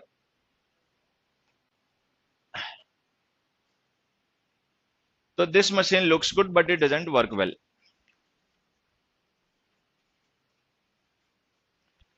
अब अगर ये बात समझ में आ गई हो तो देखो, ये वाले क्वेश्चन समझ में आया 90। ये जो स्मेल्ट हमने लिखा है कैसी वर्ब है, एक्शन या लिंकिंग? ये यहाँ पे लिंकिंग वर्ब है, क्योंकि इसका जो सब्जेक्ट है ना वो डिनर है, जो कि डूअर नहीं है। तो अगर ये लिंकिंग वर्ब है तो उसके बाद में एडजेक्टिव आएगा। एडजेक्टिव वेल नहीं होता है, गुड होता है। तो लिखो स्मेल्ट गुड। लिंकिंग वर्ब का एडजेक्टिव और एक्शन वर्ब का एडवर्ब लिखा करो। अगला देखो। Where have I to send this parcel. अब ये हमने सेम क्वेश्चन डिस्कस किया होगा, हालांकि थोड़ा सा अलग रहा होगा। ये जो हमने आई सब्जेक्ट से पहले हैव लिख रखा ना, ये हेल्पिंग वर्ब नहीं है, मेन वर्ब है। क्योंकि वो जो हमने सब्जेक्ट के बाद में टू सेंड लिखा वो मेन वर्ब नहीं है, वो नॉन फाइनाइट वर्ब है। तो अगर वो नॉन फाइनाइट वर्ब है तो इसका मतलब हमने गलती से क्या किया, मेन वर्ब को सब्जेक्ट से पहले लिख दिया, तो ये सेंटेंस गलत हो गया। इसको लिखो where do I have to. Where do I have to. अगर हैव मेन वर्ब है तो इसका मतलब प्रेजेंट इंडेफिनिट टेंस है। प्रेजेंट इंडेफिनिट टेंस की हेल्पिंग और डू डज होती हैं। तो डू को आई से पहले लिखो और हैव जो मेन वर्ब है उसे बाद में लिखो। Where do I have to send this parcel. अगला देखो, the Taj Mahal is stood magnificently, stands लिखो, इज स्टूड की जगह स्टैंड लिखो, ये इंट्रांसिटिव वर्ब होती है, पैसिव बन नहीं सकता, ठीक है। अच्छा दूसरी बात, अगर हम मान लो इस पैसिव को सही भी मान लें, ठीक है, तो हमें ये मान के चलना पड़ेगा किसी ने ले जाके ताजमहल को वहां पे स्टैंड किया, जो कि हमें पता है ऐसा केस नहीं है, तो यहाँ पे लिखो स्टैंड्स। अगला देखो, we really feel very ashamed now, we should not say that you were guilty. अगर हम अशेम्ड फील कर रहे हैं तो जिस एक्शन को लेकर हम अशेम्ड फील कर रहे हैं वो काम हो गया होगा या होना है, हो गया होगा, तो परफेक्ट फॉर्म लिखो, we should not have said, we should not have said. अच्छा we should not have said लिख देंगे तो अंडरस्टूड मीनिंग क्या हो जाएगा, but we did, we shouldn't have said but we did, मतलब कहना नहीं चाहिए था लेकिन कह दिया, इसीलिए अब शर्मिंदा हो रहे हैं। अगला देखो, 94th का आंसर अपने बताओ।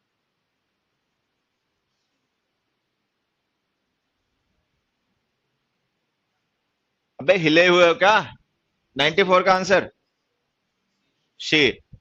ये जो हमने बीन लिखी है लिंकिंग वर्ब, इसका हर जो है ये ऑब्जेक्ट नहीं है, कॉम्प्लीमेंट है, और ये कॉम्प्लीमेंट कर रहा है हु को, हु सब्जेक्ट है, सब्जेक्ट का कॉम्प्लीमेंट में सब्जेक्ट होता है तो हर की जगह शी लिखो।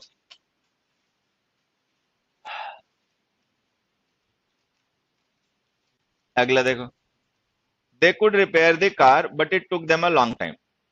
अब हम कह रहे हैं कि उन लोगों ने कार को रिपेयर तो कर लिया लेकिन टाइम बहुत लगा लिया।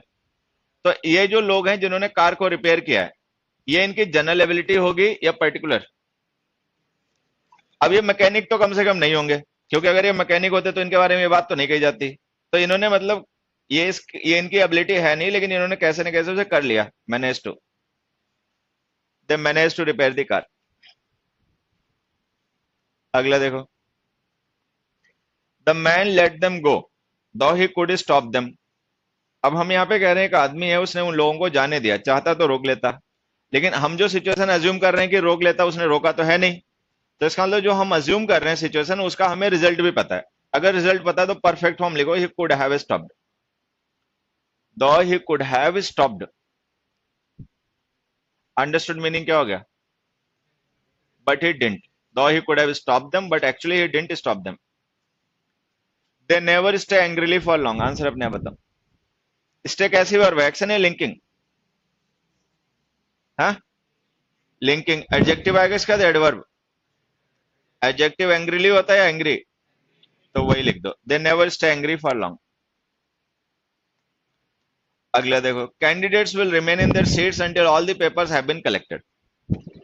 अब ये जो हमने विल रिमेन लिखा ना, ये फ्यूचर की प्रोबेबिलिटी है, लेकिन ध्यान से देखो ये फ्यूचर की प्रोबेबिलिटी है, इंस्ट्रक्शन है। ये कैंडिडेट्स के लिए इंस्ट्रक्शन है कि जब तक के सारे पेपर्स कलेक्ट ना हो जाएं तब तक वो अपनी सीट पे ही रहें।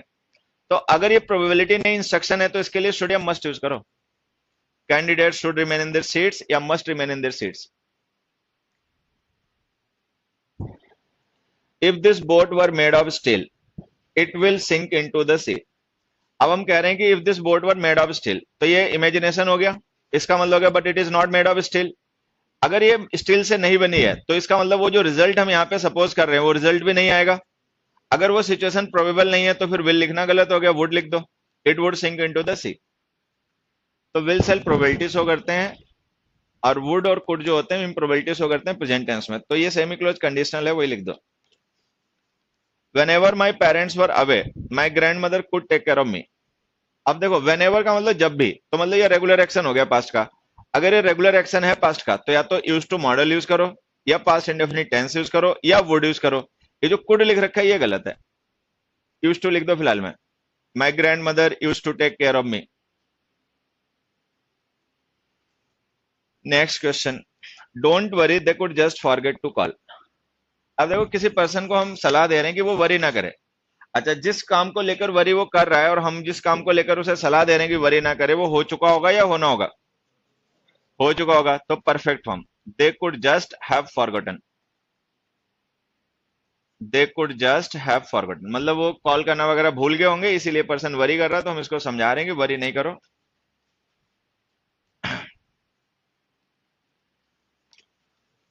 ही arrived home at 11 PM yesterday, ये तो हो गया फैक्ट कि वो घर पे 11 बजे आया। He might get stuck in jam, अब उसके फैक्ट के बेसिस पर हम एक सिचुएशन अज्यूम कर रहे हैं कि ऐसा क्यों हुआ होगा, जाम में फंस गया होगा। तो जो सिचुएशन हम गेस कर रहे हैं उसका तो रिजल्ट लिखा हुआ है, तो लिखो might have got, he might have got stuck in traffic jam. 103। अब हमने वर्ब लिखी हैड बीन स्वम। ये हैड बीन स्वम जो वर्ब है ये एक्टिव है या पैसिव? ये है passive. Be plus third form passive होता है। सब्जेक्ट इसका डूअर है या कोई और?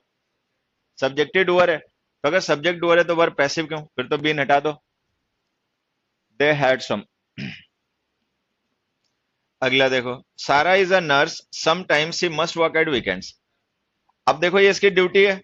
अगर कोई पर्सन नर्स है, ठीक है, तो उसकी ड्यूटी है वीकेंड्स पे काम करना, तो ये ऑब्लिगेशन है, कंपल्सन नहीं है। यहाँ पे ये सरकमस्टांशियल ऑब्लिगेशन कह सकते हैं। तो अगर ये उसकी ड्यूटी है, सरकमस्टांशियल ऑब्लिगेशन है, तो मस्ट की जगह लिखो has to. Sarah is a nurse, sometimes she has to work. 105। The doctor behaved very unprofessionally. Behave action verb, उसका एडवर्ब आएगा। अनप्रोफेशनल एडजेक्टिव होता है, इसको लिख दो unprofessionally. How should learn English.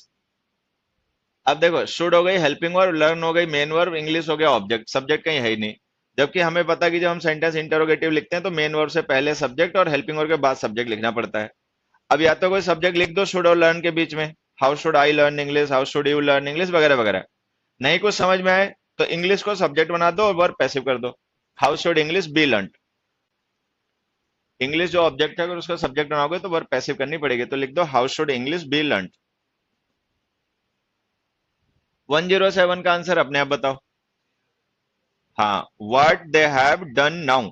ये जो हमने लिखा ना what they have done now, ये हमारी सबऑर्डिनेट क्लॉज है, असर्टिव फॉर्म में लिखो। अगला देखो, today few people will consider living without the convenience they take for granted. अब देखो हम क्या कह रहे हैं, हम कह रहे हैं कि आज के समय में फ्यू का मतलब नेगेटिव होता है, समझ लेना। इसका मतलब था ऑलमोस्ट नो। अब हम कह रहे हैं आज के टाइम में कम ही ऐसे लोग होंगे जो उन सुविधाओं के बगैर जो उन्हें मिल रही हैं ऐसे ही जीना चाहेंगे। ठीक है, टेलीफोन है, नेट है, मेट्रो है, रोड है, इलेक्ट्रिसिटी है, ये सारी चीजें। तो ये जो सिचुएशन हम यहाँ पे गेस कर रहे हैं कैसी है, प्रोबेबल या इम्प्रोबेबल? ये इम्प्रोबेबल है। ठीक है, सारे लोग इन सुविधाओं के यूज टू हैं, कोई भी इसको वास्तव में नहीं छोड़ेगा। ठीक है, तो एक्चुअल में रियलिटी इसके अपोजिट है जो हम सपोज कर रहे हैं उसके। तो फिर यहाँ पे विल की जगह लिखो would. Few people would consider living without the convenience. अगला देखो, I am sorry but we can not go to your party. अगर ये सेंटेंस बस इतना हो तो सही है। ठीक है, तब हम ये मान लेंगे कि पार्टी आज ही है। लेकिन यहाँ पे हमने लिखा नेक्स्ट सैटरडे, तो इसका मतलब ये पार्टी आज नहीं है, है फ्यूचर में। तो इसका मतलब ये इनेबिलिटी भी आज की हमारी नहीं है, फ्यूचर की है। तो अगर इनेबिलिटी फ्यूचर की है तो कैन नॉट तो गलत हो गया, shall not be able to लिखो। We shall not be able to go to your party. Next हमने लिखा दो it appears to be an easy question most students may not solve it. अब most students may not solve it केवल इतना लिखा हो तब तो ये सही जाएगा, क्योंकि हम गेस कर लेंगे, मतलब हम ये सिचुएशन गेस कर रहे हैं कि हो सकता है सॉल्व कर भी दें, हो सकता है ना भी कर दें। लेकिन यहाँ पे देखो हमने काउंटर करने के लिए एक दूसरा स्टेटमेंट लिख रखा है, दो it appears to be an easy question. तो इसका मतलब हम इस चीज को लेकर श्योर हैं कि वो सॉल्व नहीं कर पाएंगे। तो अगर श्योर हो तो मे नॉट नहीं लिखो, कैन नॉट लिखो। Most students can not solve it. Certainty show करने के लिए कैन और कैन नॉट लिखा करो। 111। If we go to the town we can do some shopping. अब देखो ये जो हमने लिखा ना, if we go to the town we can do some shopping, ठीक है, ये हमारा फ्यूचर रेफरेंस है। अगर हम इफ क्लॉज में प्रेजेंट टेंस लिखेंगे ना तो टाइम फ्यूचर का होता है, तो इसका मतलब ये जो मेन क्लॉज में हम एक्शन लिख रहे हैं ये भी फ्यूचर का है। अब कैन को हम फ्यूचर में यूज कर सकते हैं अगर ये परमिशन के लिए यूज हो तो, अगर एबिलिटी के लिए यूज हो तो नहीं।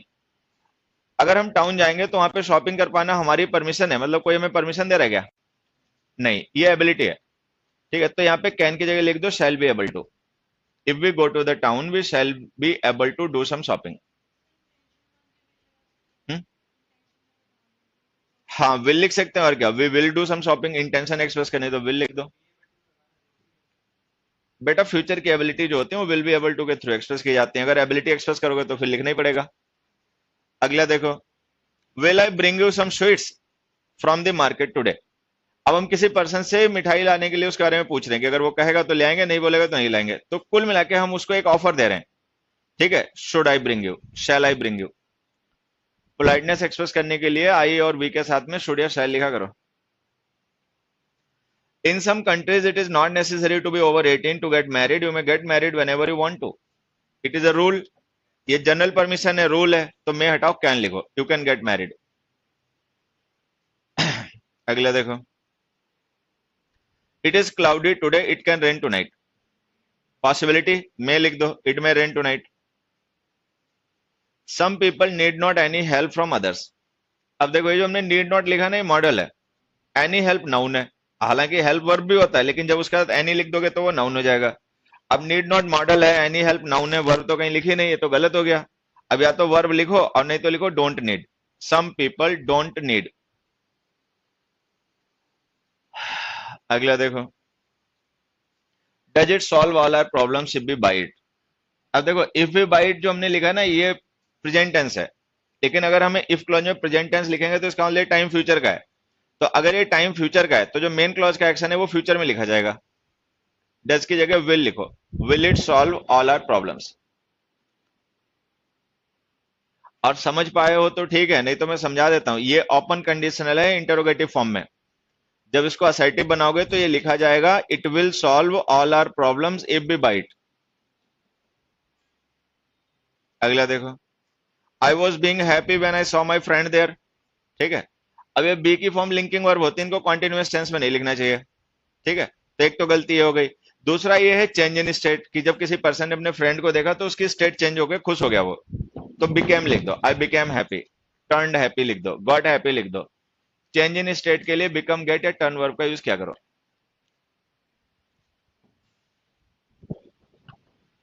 अगला देखो, they ought to always follow the advice of their parents. अब देखो ये जो ऑट टू के बाद हमने ऑलवेज लिखा ना, गलत जगह लिख गया। ना तो हम इसे ऑट और टू के बीच लिख सकते हैं, ना हम टू और फॉलो के बीच लिख सकते हैं। तो इसे ऑट टू से पहले लिखो, they always ought to follow the advice of their parents. Ought to, have to और यूज टू, एडवर्ब्स इनसे पहले लिखा करो, इनके बाद नहीं। They stayed there for quite a long time. अब देखो जैसे हमने लिखा they stayed there for quite a long time, why did they stay there for quite a long time, तो उसका हम पर्पस बताने के लिए दूसरी क्लॉज लिख रहे हैं सो दैट के साथ। अब सो दैट के साथ जो हम क्लॉज लिखते हैं वो पर्पस एक्सप्रेस करने के लिए होती है। पर्पस के लिए मॉडल लिखा करो मे, क्योंकि ये पास्ट टेंस है तो मे लिख नहीं पाओगे तो लिख दो माइट, तो वुड की जगह माइट लिखो। फिर हमने लिखा during the childhood I would love watching movies. अब देखो हमने पढ़ा कि पास्ट के जो रेगुलर एक्शंस होते हैं उनके लिए हम वुड मॉडल का भी यूज कर सकते हैं, लेकिन अगर स्टेट हो तब नहीं यूज करना। ये जो लव वर्ब है ना, ये एक्शन नहीं स्टेट है, तो यहाँ पे वुड हटाओ, यूज टू लिखो, I use to love watching action movies. अगला क्वेश्चन हमने लिखा only a fool may make such a terrible blunder. अब देखो ये अगर हम ओनली लिख रहे हैं ना, तो इसका मतलब हम अपनी बात को स्ट्रेस कर रहे हैं, जो मतलब हम स्टेटमेंट कह रहे हैं ना उसको हम स्ट्रेस करना चाह रहे हैं, तभी ओनली का यूज कर रहे हैं। तो अगर स्ट्रेस करके कह रहे हो तो इसका मतलब जो बात कह रहे हो उसको लेके श्योर भी हो गए। अगर श्योर हो गए तो फिर मैं क्यों, फिर तो कैन लिखो। Only a fool can make such a terrible blunder. Has the man whom have you invited accepted your invitation। अब देखो ये कॉम्प्लेक्स सेंटेंस है, इंटरोगेटिव सेंटेंस, मतलब ये कॉम्प्लेक्स सेंटेंस है इंटरोगेटिव फॉर्म में। whom have you invited जो है ना, ये इस कॉम्प्लेक्स सेंटेंस की सबऑर्डिनेट क्लॉज है। सबऑर्डिनेट क्लॉज असर्टिव फॉर्म में लिखो, यू जो सब्जेक्ट है, हेल्पिंग और हैव उसके बाद लिखो, whom you have invited। Subordinate clause हमेशा असर्टिव फॉर्म। अगला देखो, a cowardly man dares not face challenges boldly. Answer dare. ठीक है, डेयर्स नॉट लिख रखा है तो इसका मतलब डेयर मॉडल है, अगर उसका नॉट लिख रखा है, अगर ये मॉडल है तो इसकी फॉर्म सिंगुलर मत लिखो, मॉडल्स को सब्जेक्ट के नंबर के अकॉर्डिंग मत चेंज किया करो। What those people have been talking about since morning. अब ये सेंटेंस है सिंपल। ठीक है, सिंपल सेंटेंस है इंटरोगेटिव फॉर्म में। अगर सिंपल सेंटेंस इंटरोगेटिव फॉर्म में लिखोगे तो सब्जेक्ट से पहले आएगी हेल्पिंग वर्ब। सब्जेक्ट है दोस पीपल, हेल्पिंग वर्ब उससे पहले लिखी नहीं, तो वो जो हैव हेल्पिंग वर्ब है दोस पीपल से पहले लिखो। What have those people been talking. Simple sentence interrogative form में सब्जेक्ट हेल्पिंग और से पहले, हेल्पिंग और सब्जेक्ट से पहले लिखा करो। अगला देखो, what did we see there was really unbelievable. ये कॉम्प्लेक्स सेंटेंस है, वाज रियली अनबिलीवेबल प्रेडिकेट है, what did we see there उसका सब्जेक्ट है। Subordinate clause assertive form, what we saw there, what we saw there. Question number 1 to 6 कैसा है, simple, complex, compound.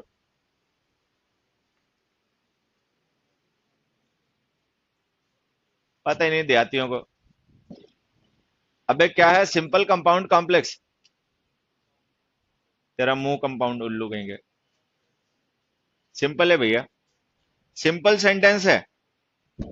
इसमें एक ही subject है, all people in this city, और एक ही वर्ब है, हैव।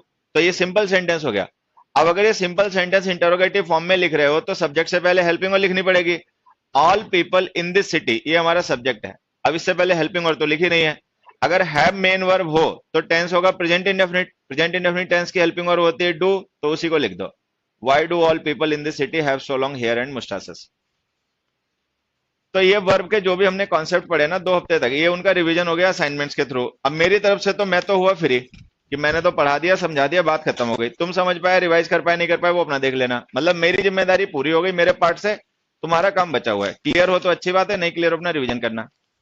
ये लो बच्चे, टाइम बच गया, अब इसका यूटिलाइज कर लेते हैं। देखो कुछ पढ़ ही लेते हैं।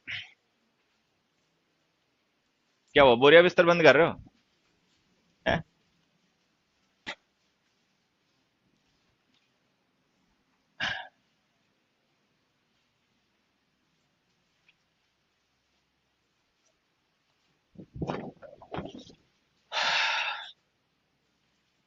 देखो एक छोटा सा कॉन्सेप्ट ऐसे निपटा देते हैं, इतने टाइम में हो जाएगा।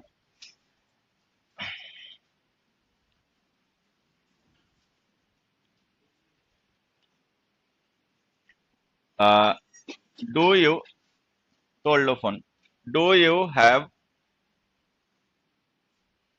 सम experience?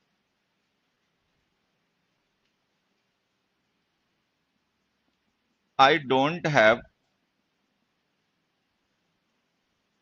some experience.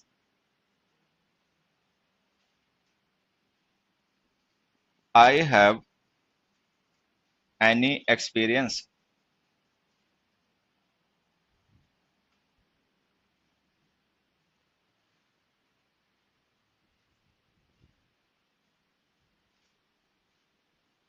क्या चोंच लड़ा रहे हो बे? क्या समझा रहे थे इसे पड़ोसी को? वो हिला हुआ है, उसे मत समझा। यहाँ देखो, ये जो हमने 3 सेंटेंस लिखे, do you have some experience, I don't have some experience, I have any experience, इन सेंटेंसेस से हमें जो सीखना है या समझना है वो है एनी और सम डिटर्मिनर के यूजेस। ये जो एनी और सम दोनों वर्ड हैं डिटर्मिनर होते हैं, और इनका यूज हम काउंटेबल, अनकाउंटेबल, सिंगुलर, प्लुरल किसी भी नाउन के साथ कर सकते हैं, ये ध्यान रखना। इनका यूज हम काउंटेबल नाउन्स के साथ भी करते हैं उनका नंबर रेफर करने के लिए, और अनकाउंटेबल नाउन्स के साथ भी करते हैं उनका अमाउंट रेफर करने के लिए। सिंगुलर के साथ भी, प्लुरल के साथ भी, ठीक है। एनी का यूज हम करते हैं बेसिकली उन सेंटेंसेस में जिनके मीनिंग्स नेगेटिव होते हैं, या जो इंटरोगेटिव सेंटेंस होते हैं, क्वेश्चंस। सम का यूज करते हैं अफर्मेटिव सेंटेंसेस में जिनके मीनिंग्स होते हैं पॉजिटिव।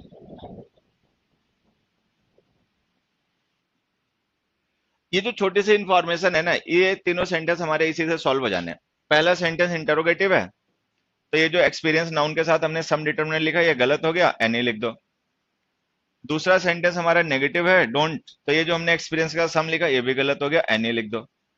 अच्छा, तीसरा सेंटेंस जो है, ना तो हम इसमें कुछ निगेट कर रहे हैं, ना ही हम किसी से कुछ पूछ रहे हैं, बल्कि हम खुद कुछ बता रहे हैं, तो ये असर्टिव सेंटेंस है पॉजिटिव मीनिंग का, तो सम लिख दो। अब जैसे ये 3 क्वेश्चन हो गए ना एकदम आसानी से, इसी तरीके से 2 4 5 क्वेश्चन और भी अभी हो जाएंगे। जैसे कि few students have something to से,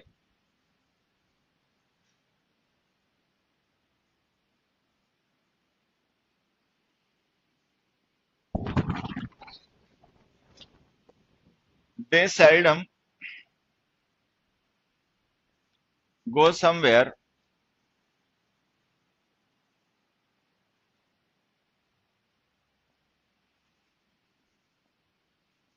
I can, या I did this work without someone's help.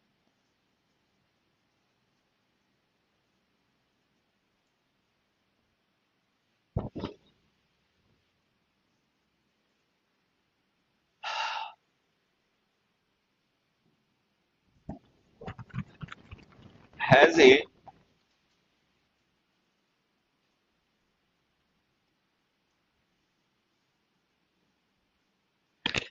Has he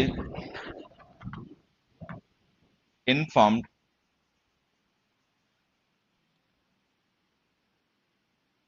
something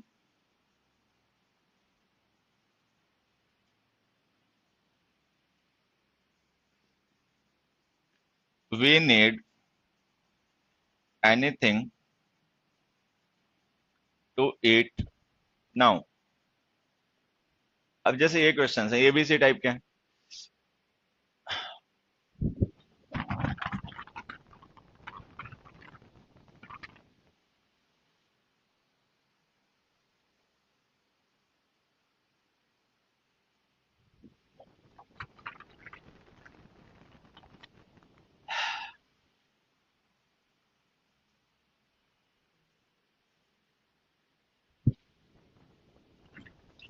अब देखो हम आने वाली क्लास में आगे पढ़ेंगे, ये जो फ्यू वर्ड होता है नेगेटिव होता है, हालांकि इसका मीनिंग हमने कंडीशनल में डिस्कस किया होगा, इसका मतलब होता है हार्डली एनी, ऑलमोस्ट नो। तो ये जो फ्यू हमने लिखा है ना, ये नेगेटिव होता है, भले सेंटेंस देखने में ना लगे लेकिन ये मीनिंग नेगेटिव है। तो अगर ये मीनिंग नेगेटिव है तो ये समथिंग गलत हो गया, एनीथिंग लिख दो। अच्छा, सेल्डम भी हमने टेंस में पढ़ा था, इसका भी मतलब ऑलमोस्ट नेवर होता है, तो ये भी नेगेटिव होता है। तो अगर ये भी नेगेटिव होता है तो सेंटेंस का मीनिंग नेगेटिव हो गया, एनीवेयर लिख दो।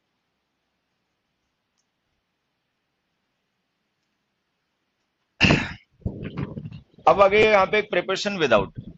अब देखो समझना है, एक प्रिपरेशन है विद और एक है विदाउट। विद प्रिपरेशन का मतलब होता है हैविंग, विद कॉन्फिडेंस। अच्छा, विदाउट का मतलब होता है नॉट हैविंग, विदाउट कॉन्फिडेंस। तो जो विदाउट प्रिपरेशन है ना, ये भी नेगेटिव मीनिंग के लिए ही यूज की जाती है, मतलब इसका भी मीनिंग नेगेटिव ही होता है। तो विद का मतलब हैविंग, विदाउट का मतलब नॉट हैविंग। तो अगर हम यहाँ पे विदाउट प्रिपरेशन लिख रहे हैं तो इसका मतलब हम निगेट कर रहे हैं। अगर नेगेटिव मीनिंग कन्वे करना है तो समवन गलत यूज कर रहे हो, एनीवन लिखो।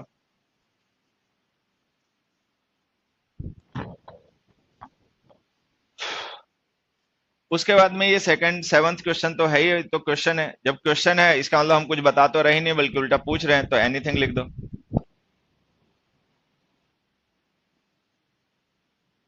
ये सेंटेंस ना तो हम किसी के बारे में पूछ रहे हैं, ना ही हम निगेट कर रहे हैं, बल्कि हम अपनी बात कुछ बता रहे हैं, मतलब स्टेटमेंट है, असर्टिव सेंटेंस है पॉजिटिव मीनिंग का। तो एनीथिंग की जगह समथिंग लिख दो।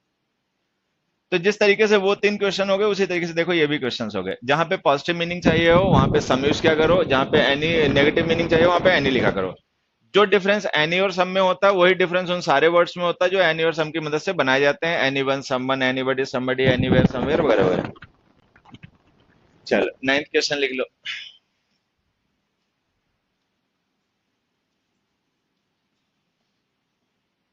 We can solve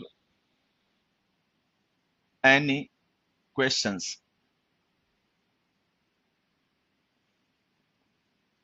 we can solve some questions.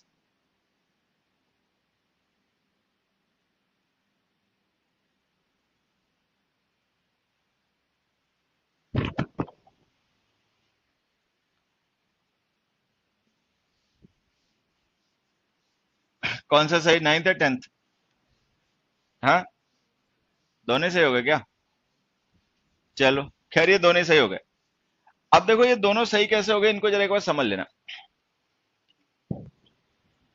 जैसे मान लो ये नंबर ऑफ क्वेश्चंस हैं, 10, 20, 30, 40, 50, 100, 1000, जितने भी हैं वो सब ठीक है। अगर कोई पर्सन ऐसा है कि मान लो इसमें से हमें कोई एक क्वेश्चन सॉल्व करना है, तो हमने किसी से कहा क्वेश्चन सॉल्व करने के लिए, तो उसने कहा कि कोई भी क्वेश्चन पूछ लो सॉल्व कर देंगे, चाहिए चाहिए चाहिए चाहिए चाहिए। तो ये तो रेफरेंस टोटल का हो गया, ठीक है।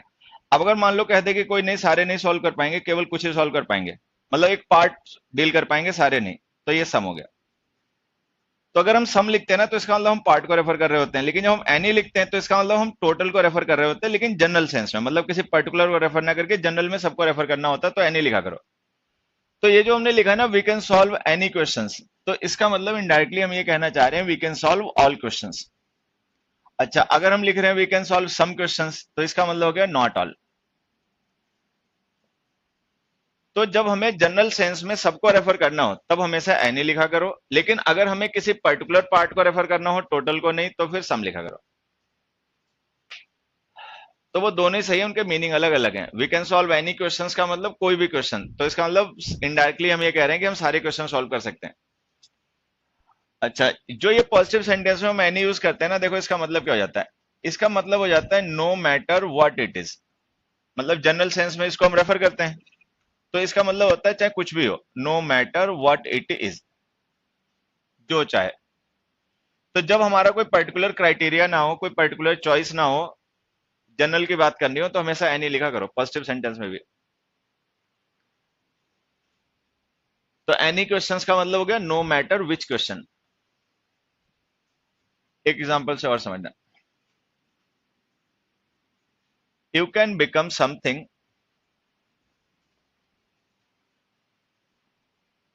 If you are diligent and honest।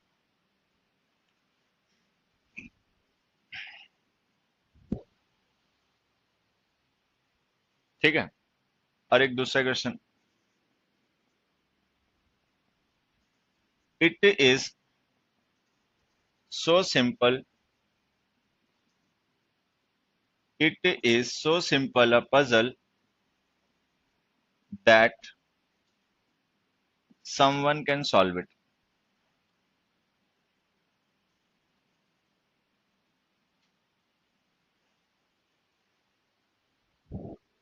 It is so simple a puzzle that someone can solve it. अब देखो ये दोनों सेंटेंस जिनमें हमने समथिंग और समवन यूज किया पॉजिटिव है। यू कैन बिकम समथिंग भी पॉजिटिव है, that someone can solve it भी पॉजिटिव है। अब इस हिसाब से तो ये सेंटेंस सही होना चाहिए, है क्या सही? है? नहीं। वो जो हम कंडीशन वहां पे लगा रहे हैं ना, if you are diligent and honest, तो अगर कोई पर्सन डिलीजेंट है, मेहनती है और ईमानदार भी है, तो फिर वो कुछ भी पा सकता है। या तो लोगों की मेहनत कम पड़ जाती है, ईमानदारी कम पड़ जाती है, तभी वो चूक जाते हैं। तो अगर कोई आदमी मेहनती भी है, ईमानदार भी है, तो वो कुछ भी पा सकता है। तो इसका मतलब हम किसी पर्टिकुलर चीज को ना रेफर करके एवरीथिंग जनरल को रेफर कर रहे हैं। तो अगर जनरल में सबको रेफर करना है तो फिर एनीथिंग लिख लो। तो इसको लिख दो anything. You can become anything if you are diligent and honest. Next में आ जाओ। हमने कहा it is so simple puzzle, कि इतनी आसान पजल है। अगर बहुत ही आसान पजल है तो इसका मतलब कोई सेलेक्ट लोग इसे सॉल्व कर पाएंगे या कोई भी एरा गैरा? कोई भी। अगर सिंपल ही है तब तो फिर उसको कोई भी सॉल्व कर लेगा। तो अगर हमें जनरल सेंस में सबको ही रेफर करना है, ना कि किसी पर्टिकुलर को, तो फिर ये लोग गलत हो गए। तो यहां से सबसे पहले एक चीज समझ लेना है कि हम एनी का यूज पॉजिटिव सेंटेंस में भी कर लेते हैं, लेकिन तब करते हैं जब हमें किसी पर्टिकुलर को या पार्ट को ना रेफर करके टोटल को इन जनरल रेफर करना हो तो। नेक्स्ट क्वेश्चन पे आ जाते हैं। नेक्स्ट क्वेश्चन पे आ जाते हैं। हमारा जो ऊपर वाले क्वेश्चन लिखे हैं ना, 9th और 10th, इन्हीं का नंबर चेंज कर देते हैं और इन्हें हम कर देते हैं 13th और 14th, और कैन की जगह कर देते हैं कैन नॉट। अब हमने लिख दिया we can not solve any questions, और हमने लिख दिया we can not solve some questions.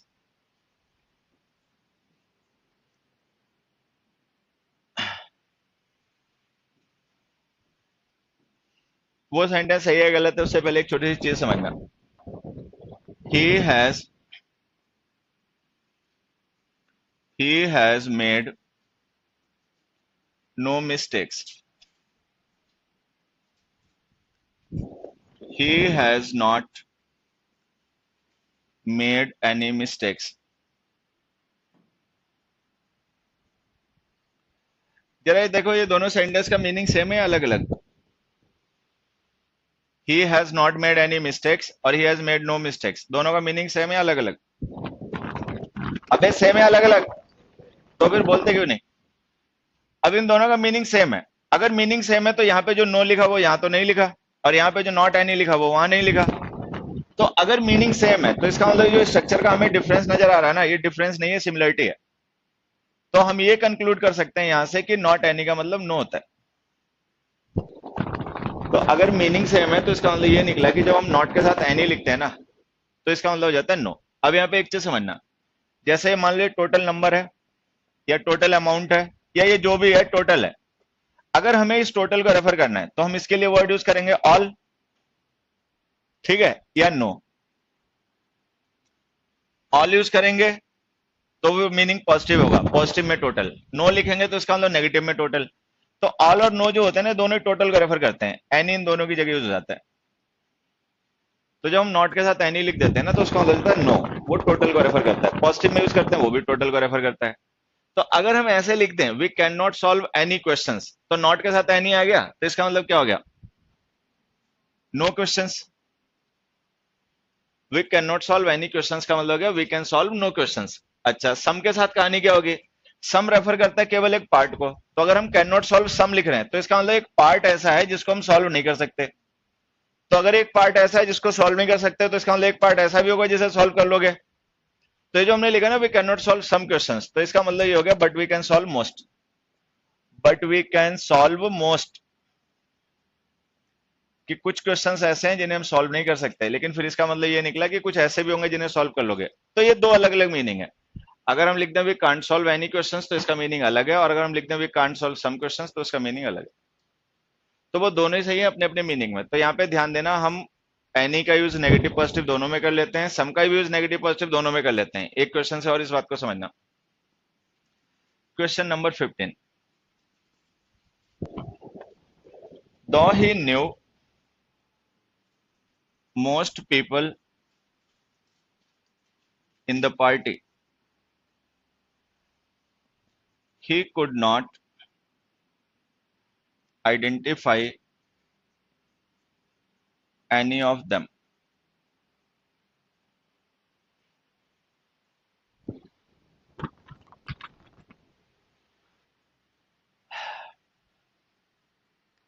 अगर हम इस सेंटेंस को सही मान लें, ही could not identify any of them, तो इसका मतलब क्या होगा, वो कुछ को पहचान पाया, कुछ को भी नहीं पहचान पाया, किसी को नहीं पहचान पाया।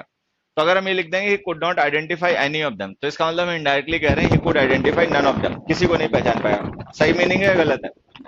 हाँ, सही है अगर केवल उतना ही हो तो।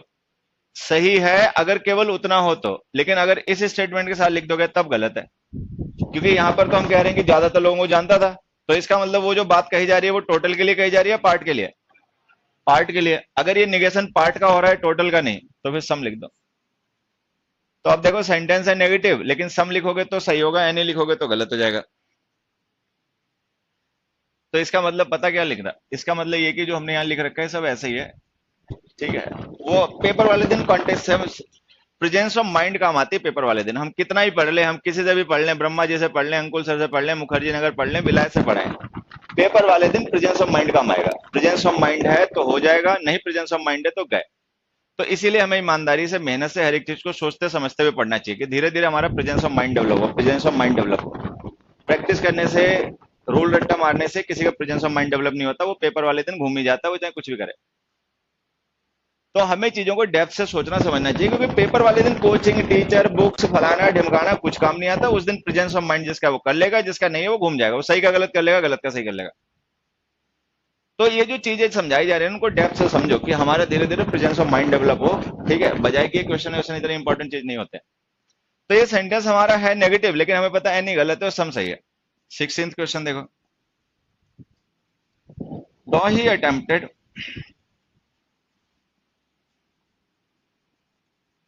though he attempted most questions, he could not solve dash of them.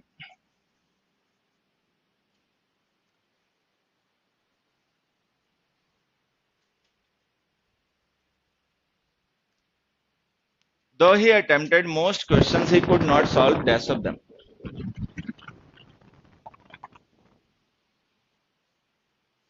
Some of them या any of them? हाँ, some of them। इसीलिए कह रहे हैं बेटा, प्रेजेंस ऑफ माइंड पेपर वाले दिन काम में आती है, रट्टा काम में नहीं आता। एनी लिखो, सम लिखो, क्या फर्क पड़ता है, उल्लू ही हो क्या? जो चाहे लिखो इसमें भैया, दोनों ही सही हैं। अब देखो, हमने कहा कि उसने ज्यादातर क्वेश्चंस अटेम्प्ट किए। मान लो ज्यादातर का मतलब हम ये मान के चलें कि 100 में से उसने 80 क्वेश्चंस अटेम्प्ट कर लिए। लेकिन अटेम्प्ट करने का मतलब क्या सॉल्व कर लेना भी होता है? हाँ, नहीं होता। अब अटेम्प्ट किए उसने 80, सॉल्व एक नहीं, एक भी नहीं हुआ। या अटेम्प्ट किए 80, सॉल्व कर पाया 25। अब अगर एक भी सॉल्व नहीं कर पाया, तब तो एनी। अब सॉल्व अटेम्प्ट जितने किए उनमें से एक पार्ट ही सॉल्व कर पाया, तो सम। तो इसमें चाहे सम लिखो चाहे नहीं लिखो।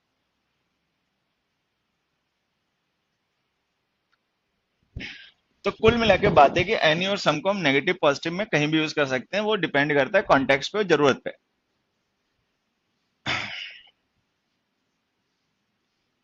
Question number 17,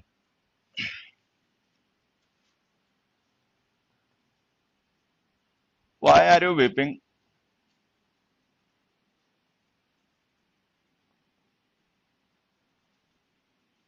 do you have any problem?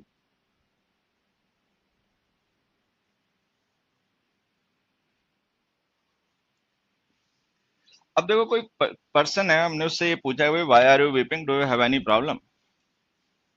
जिस पर्सन से हम ये क्वेश्चन पूछ रहे हैं और जो हम आंसर उससे जानना चाह रहे हैं, क्या वास्तव में वो आंसर हमें पता नहीं है? अरे जिस पर्सन से हम ये क्वेश्चन पूछ रहे हैं और जो आंसर हम उससे जानना चाह रहे हैं, क्या वो आंसर हमें पहले से पता है या नहीं? अच्छा हिले हुए, अगर वो रो रहा है बैठ के तो तुम्हें नहीं पता प्रॉब्लम में रो रहा होगा। अगर कोई पर्सन रो रहा है तो मौज में रो रहा होगा या परेशानी में? तो फिर ये क्यों पूछ रहे हो उससे, अगर हमें नहीं पता? हाँ हिले हुए हो तो कहां से पता होगा। खैर, अगर कोई पर्सन रो रहा है तो ऑब्वियस बात है प्रॉब्लम होगी, मौज में तो कोई बैठ के नहीं रोता, किसी को मौज में रोते हुए देखा? हाँ वो कह रहा है नहीं देखा। हाँ, खुशी के आज तक किसी के नहीं आए ना, कभी आते, किसी के नहीं आते, किसी के नहीं आते, खुशी में किसी के आंसू नहीं आते। 1 मिनट लूंगा, ऐसे समझा दूंगा, और बात समझ जाओ और समझदार हो तो ढीठ हो तो अलग बात है। कभी किसी पर्सन के खुशी में आंसू नहीं निकलते, ये लोग कहते और बोलते हैं। आंसू उसी के निकलते होते हैं जिसने भरा भुगता होता है। किसी ने बहुत परेशानी उठाई है, उसको आराम मिल गया या सफलता मिल गई, तो उसके आंसू निकलते हैं उस परेशानी की वजह से जो उसने भुगती है। अगर कोई आदमी शुरू से भला चंगा रहा हो मौज में, तो उसको कितनी भी सफलता मिल जाए वो कभी नहीं रोता। रोता वही है बेचारे की जिसकी रेल बनी कभी। ठीक है, तो ये बदतमीजी मत छोड़ो। वो फिलोसफी साइकोलॉजी मैंने भी अच्छी खासी पढ़ ली है। तो आदमी कभी मौज में नहीं रोता, आंसू हमेशा दुख से निकलते हैं, वो भले पुराना दुख है नया दुख है वो अलग बात है। ठीक है, तो ये जो हमने लिखा ना, do you have any problem, actual में जिस पर्सन से हम ये क्वेश्चन पूछ रहे हैं उसकी हालत से हम जान सकते हैं कि ये जो क्वेश्चन हम पूछ रहे हैं इसका आंसर हमें पता है क्या है। तो इसका मतलब ये जो क्वेश्चन हम पूछ रहे हैं ये क्वेश्चन इंटरोगेशन के लिए नहीं, फॉर्मेलिटी के लिए पूछा जा रहा है। अगर फॉर्मेलिटी के लिए पूछ रहे हो तो सम लिख दो। तो ऐसे क्वेश्चंस जिनका आंसर हमें पहले से पता हो उनके लिए सम का यूज किया करो, ना कि एनी का। एनी का यूज किया करो प्रॉपर इंट्रोगेशन के लिए, when we want to know something that we don't know. जब हमें कुछ ऐसा पता करना हो जो हम नहीं जानते तो any. If we know already we know the answer then use some. CGL के पेपर में क्वेश्चन देखो, क्वेश्चन क्या, do you have dash sugar. अब इसमें आंसर दे दिया, ए दे दिया, सम दे दिया, द लिख दिया, एनी लिख दिया। अब रट्टा वाला तो एनी टिक मार के भाग आएगा क्योंकि उसका प्रेजेंस ऑफ माइंड तो है ही नहीं। ठीक है, तो ये जो do you have dash sugar लिखा ना, इस क्वेश्चन में कोई भी ब्लैंक फिल करने से पहले एक बार हमें पूछना चाहिए, मतलब सोचना चाहिए क्वेश्चन कौन पूछ रहा होगा, किससे पूछ रहा होगा। क्या कोई टीचर किसी स्टूडेंट से पूछेगा ये? है, स्टूडेंट टीचर से पूछेगा, पेशेंट डॉक्टर से पूछेगा। ठीक है, कौन किससे पूछ सकते हैं क्वेश्चन? पड़ोसी से। पड़ोसी पड़ोसी से ही पूछेगा। अच्छा किस लिए पूछेगा? जांच पड़ताल करनी है या मांगनी है? मांगनी है। अगर मान लो हम किसी से पूछताछ करें, भाई तुम्हारे घर पे शुगर है या नहीं है, और वो कहते हैं हाँ है, तो क्या करोगे? प्राइज दोगे उसे कि उसका चालान कर दोगे? ये एक्चुअल में कोई इंटरोगेशन नहीं, ये रिक्वेस्ट है। ये कोई पर्सन किसी से मांग रहा है, बस वो अलग बात है कि उसका जो रिक्वेस्ट करने का तरीका है वो इंटरोगेटिव है, लेकिन ये इंटरोगेशन नहीं, ये रिक्वेस्ट है। अगर ये इंटरोगेशन नहीं है, रिक्वेस्ट है, फिर सम लिखो। तो अगर हमारी सोचने समझने की क्षमता विकसित हो जाए कोचिंग लेते लेते, तब तो है फायदा। अच्छा वो ना डेवलप हो जाए, फिर हम कितने कागज खराब कर लें, कितने पेन खराब कर लें, पेपर वाले दिन हमें जाके तुक्का मारना ही मारना है। क्योंकि टीचर कितने क्वेश्चन समझा देगा। मान लो ये पेपर में क्वेश्चन आया तो मैं तुम्हारे साथ डिस्कस कर रहा हूँ, इसके बेसिस पे 2-4 और कर लूंगा, फिर अगर कोई नया आ गया तो क्या करोगे जाके? और नए की तो हमेशा इसको मान के चलना चाहिए, 1 2 4 5 क्वेश्चन तो हमेशा ऐसे आएंगे ही जो पहले तुमने ना कभी पढ़े होंगे ना सुने होंगे। अगले क्वेश्चन देखो, shall we take dash rest now, interrogation और परमिशन। परमिशन, तो अभी देखो हम किसे परमिशन मांग रहे हैं रेस्ट कर लेने के लिए। तो अगर ये इंटरोगेशन नहीं है परमिशन है, तो ये लो फिर से some. Shall we take some rest no? 19th question देखो।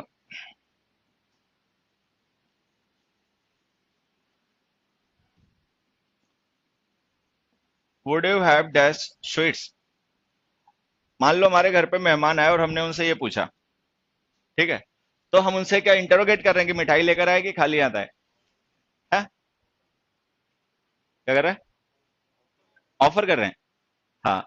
अब मान लो ये हमने किसी हमारे घर पे मेहमान आया तो हमने उससे पूछा would you have some sweets या would you have any sweets, तो अगर हम एनी लिख देंगे तो इसका मतलब हम उस पर्सन से इंटरोगेट कर रहे हैं। अगर हम सम लिख देंगे तो इसका मतलब इंटरोगेट नहीं, कुछ और कर रहे हैं, ऑफर कर रहे हैं। ठीक है। तो एक्चुअल में ये जो क्वेश्चन हमने लिखा ना, ये इंटरोगेशन के लिए क्वेश्चन यूज हो रहा है, ये किसी को कुछ ऑफर किया जा रहा है। फिर लो सम आ गया।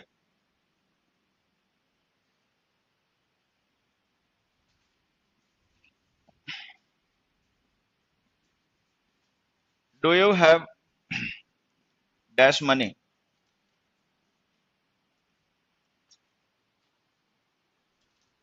ब्लैंक फिल करो। इंटरोगेशन या रिक्वेस्ट? अबे कुछ भी हो सकता है। मान लो जिससे हम ये कह रहे हैं हमें पता है कि उसके पास पैसा है, मतलब हम उससे जान नहीं रहे कि पैसा है कि नहीं है, हम बस मांग रहे हैं। ठीक है। तब तो लिखना सम। लेकिन अगर हम पहले ये जान लेना चाहते हैं कि हाँ है भी या नहीं है, बाद में मांगेंगे, तो लिखना एनी। तो मतलब एनी भी सही हो जाएगा, सम भी सही होगा, लेकिन वो मीनिंग बदल जाएंगे। जब हम सम लिखेंगे तो इसका मतलब वी आर रिक्वेस्टिंग। ठीक है। और एनी लिखेंगे तो इसका मतलब वी आर इंटरोगेटिंग। तो कुल मिला के ये सब बकवास है, समय नहीं ऐसा कुछ नहीं है, ये ऐसा कुछ है। ठीक है। ये अपना समझ लेना, रिवाइज कर लेना। तो सम और एनी डिटर्मिनर हो गए, बाकी आज के लिए चलते हैं, अब कल ही मिलेंगे।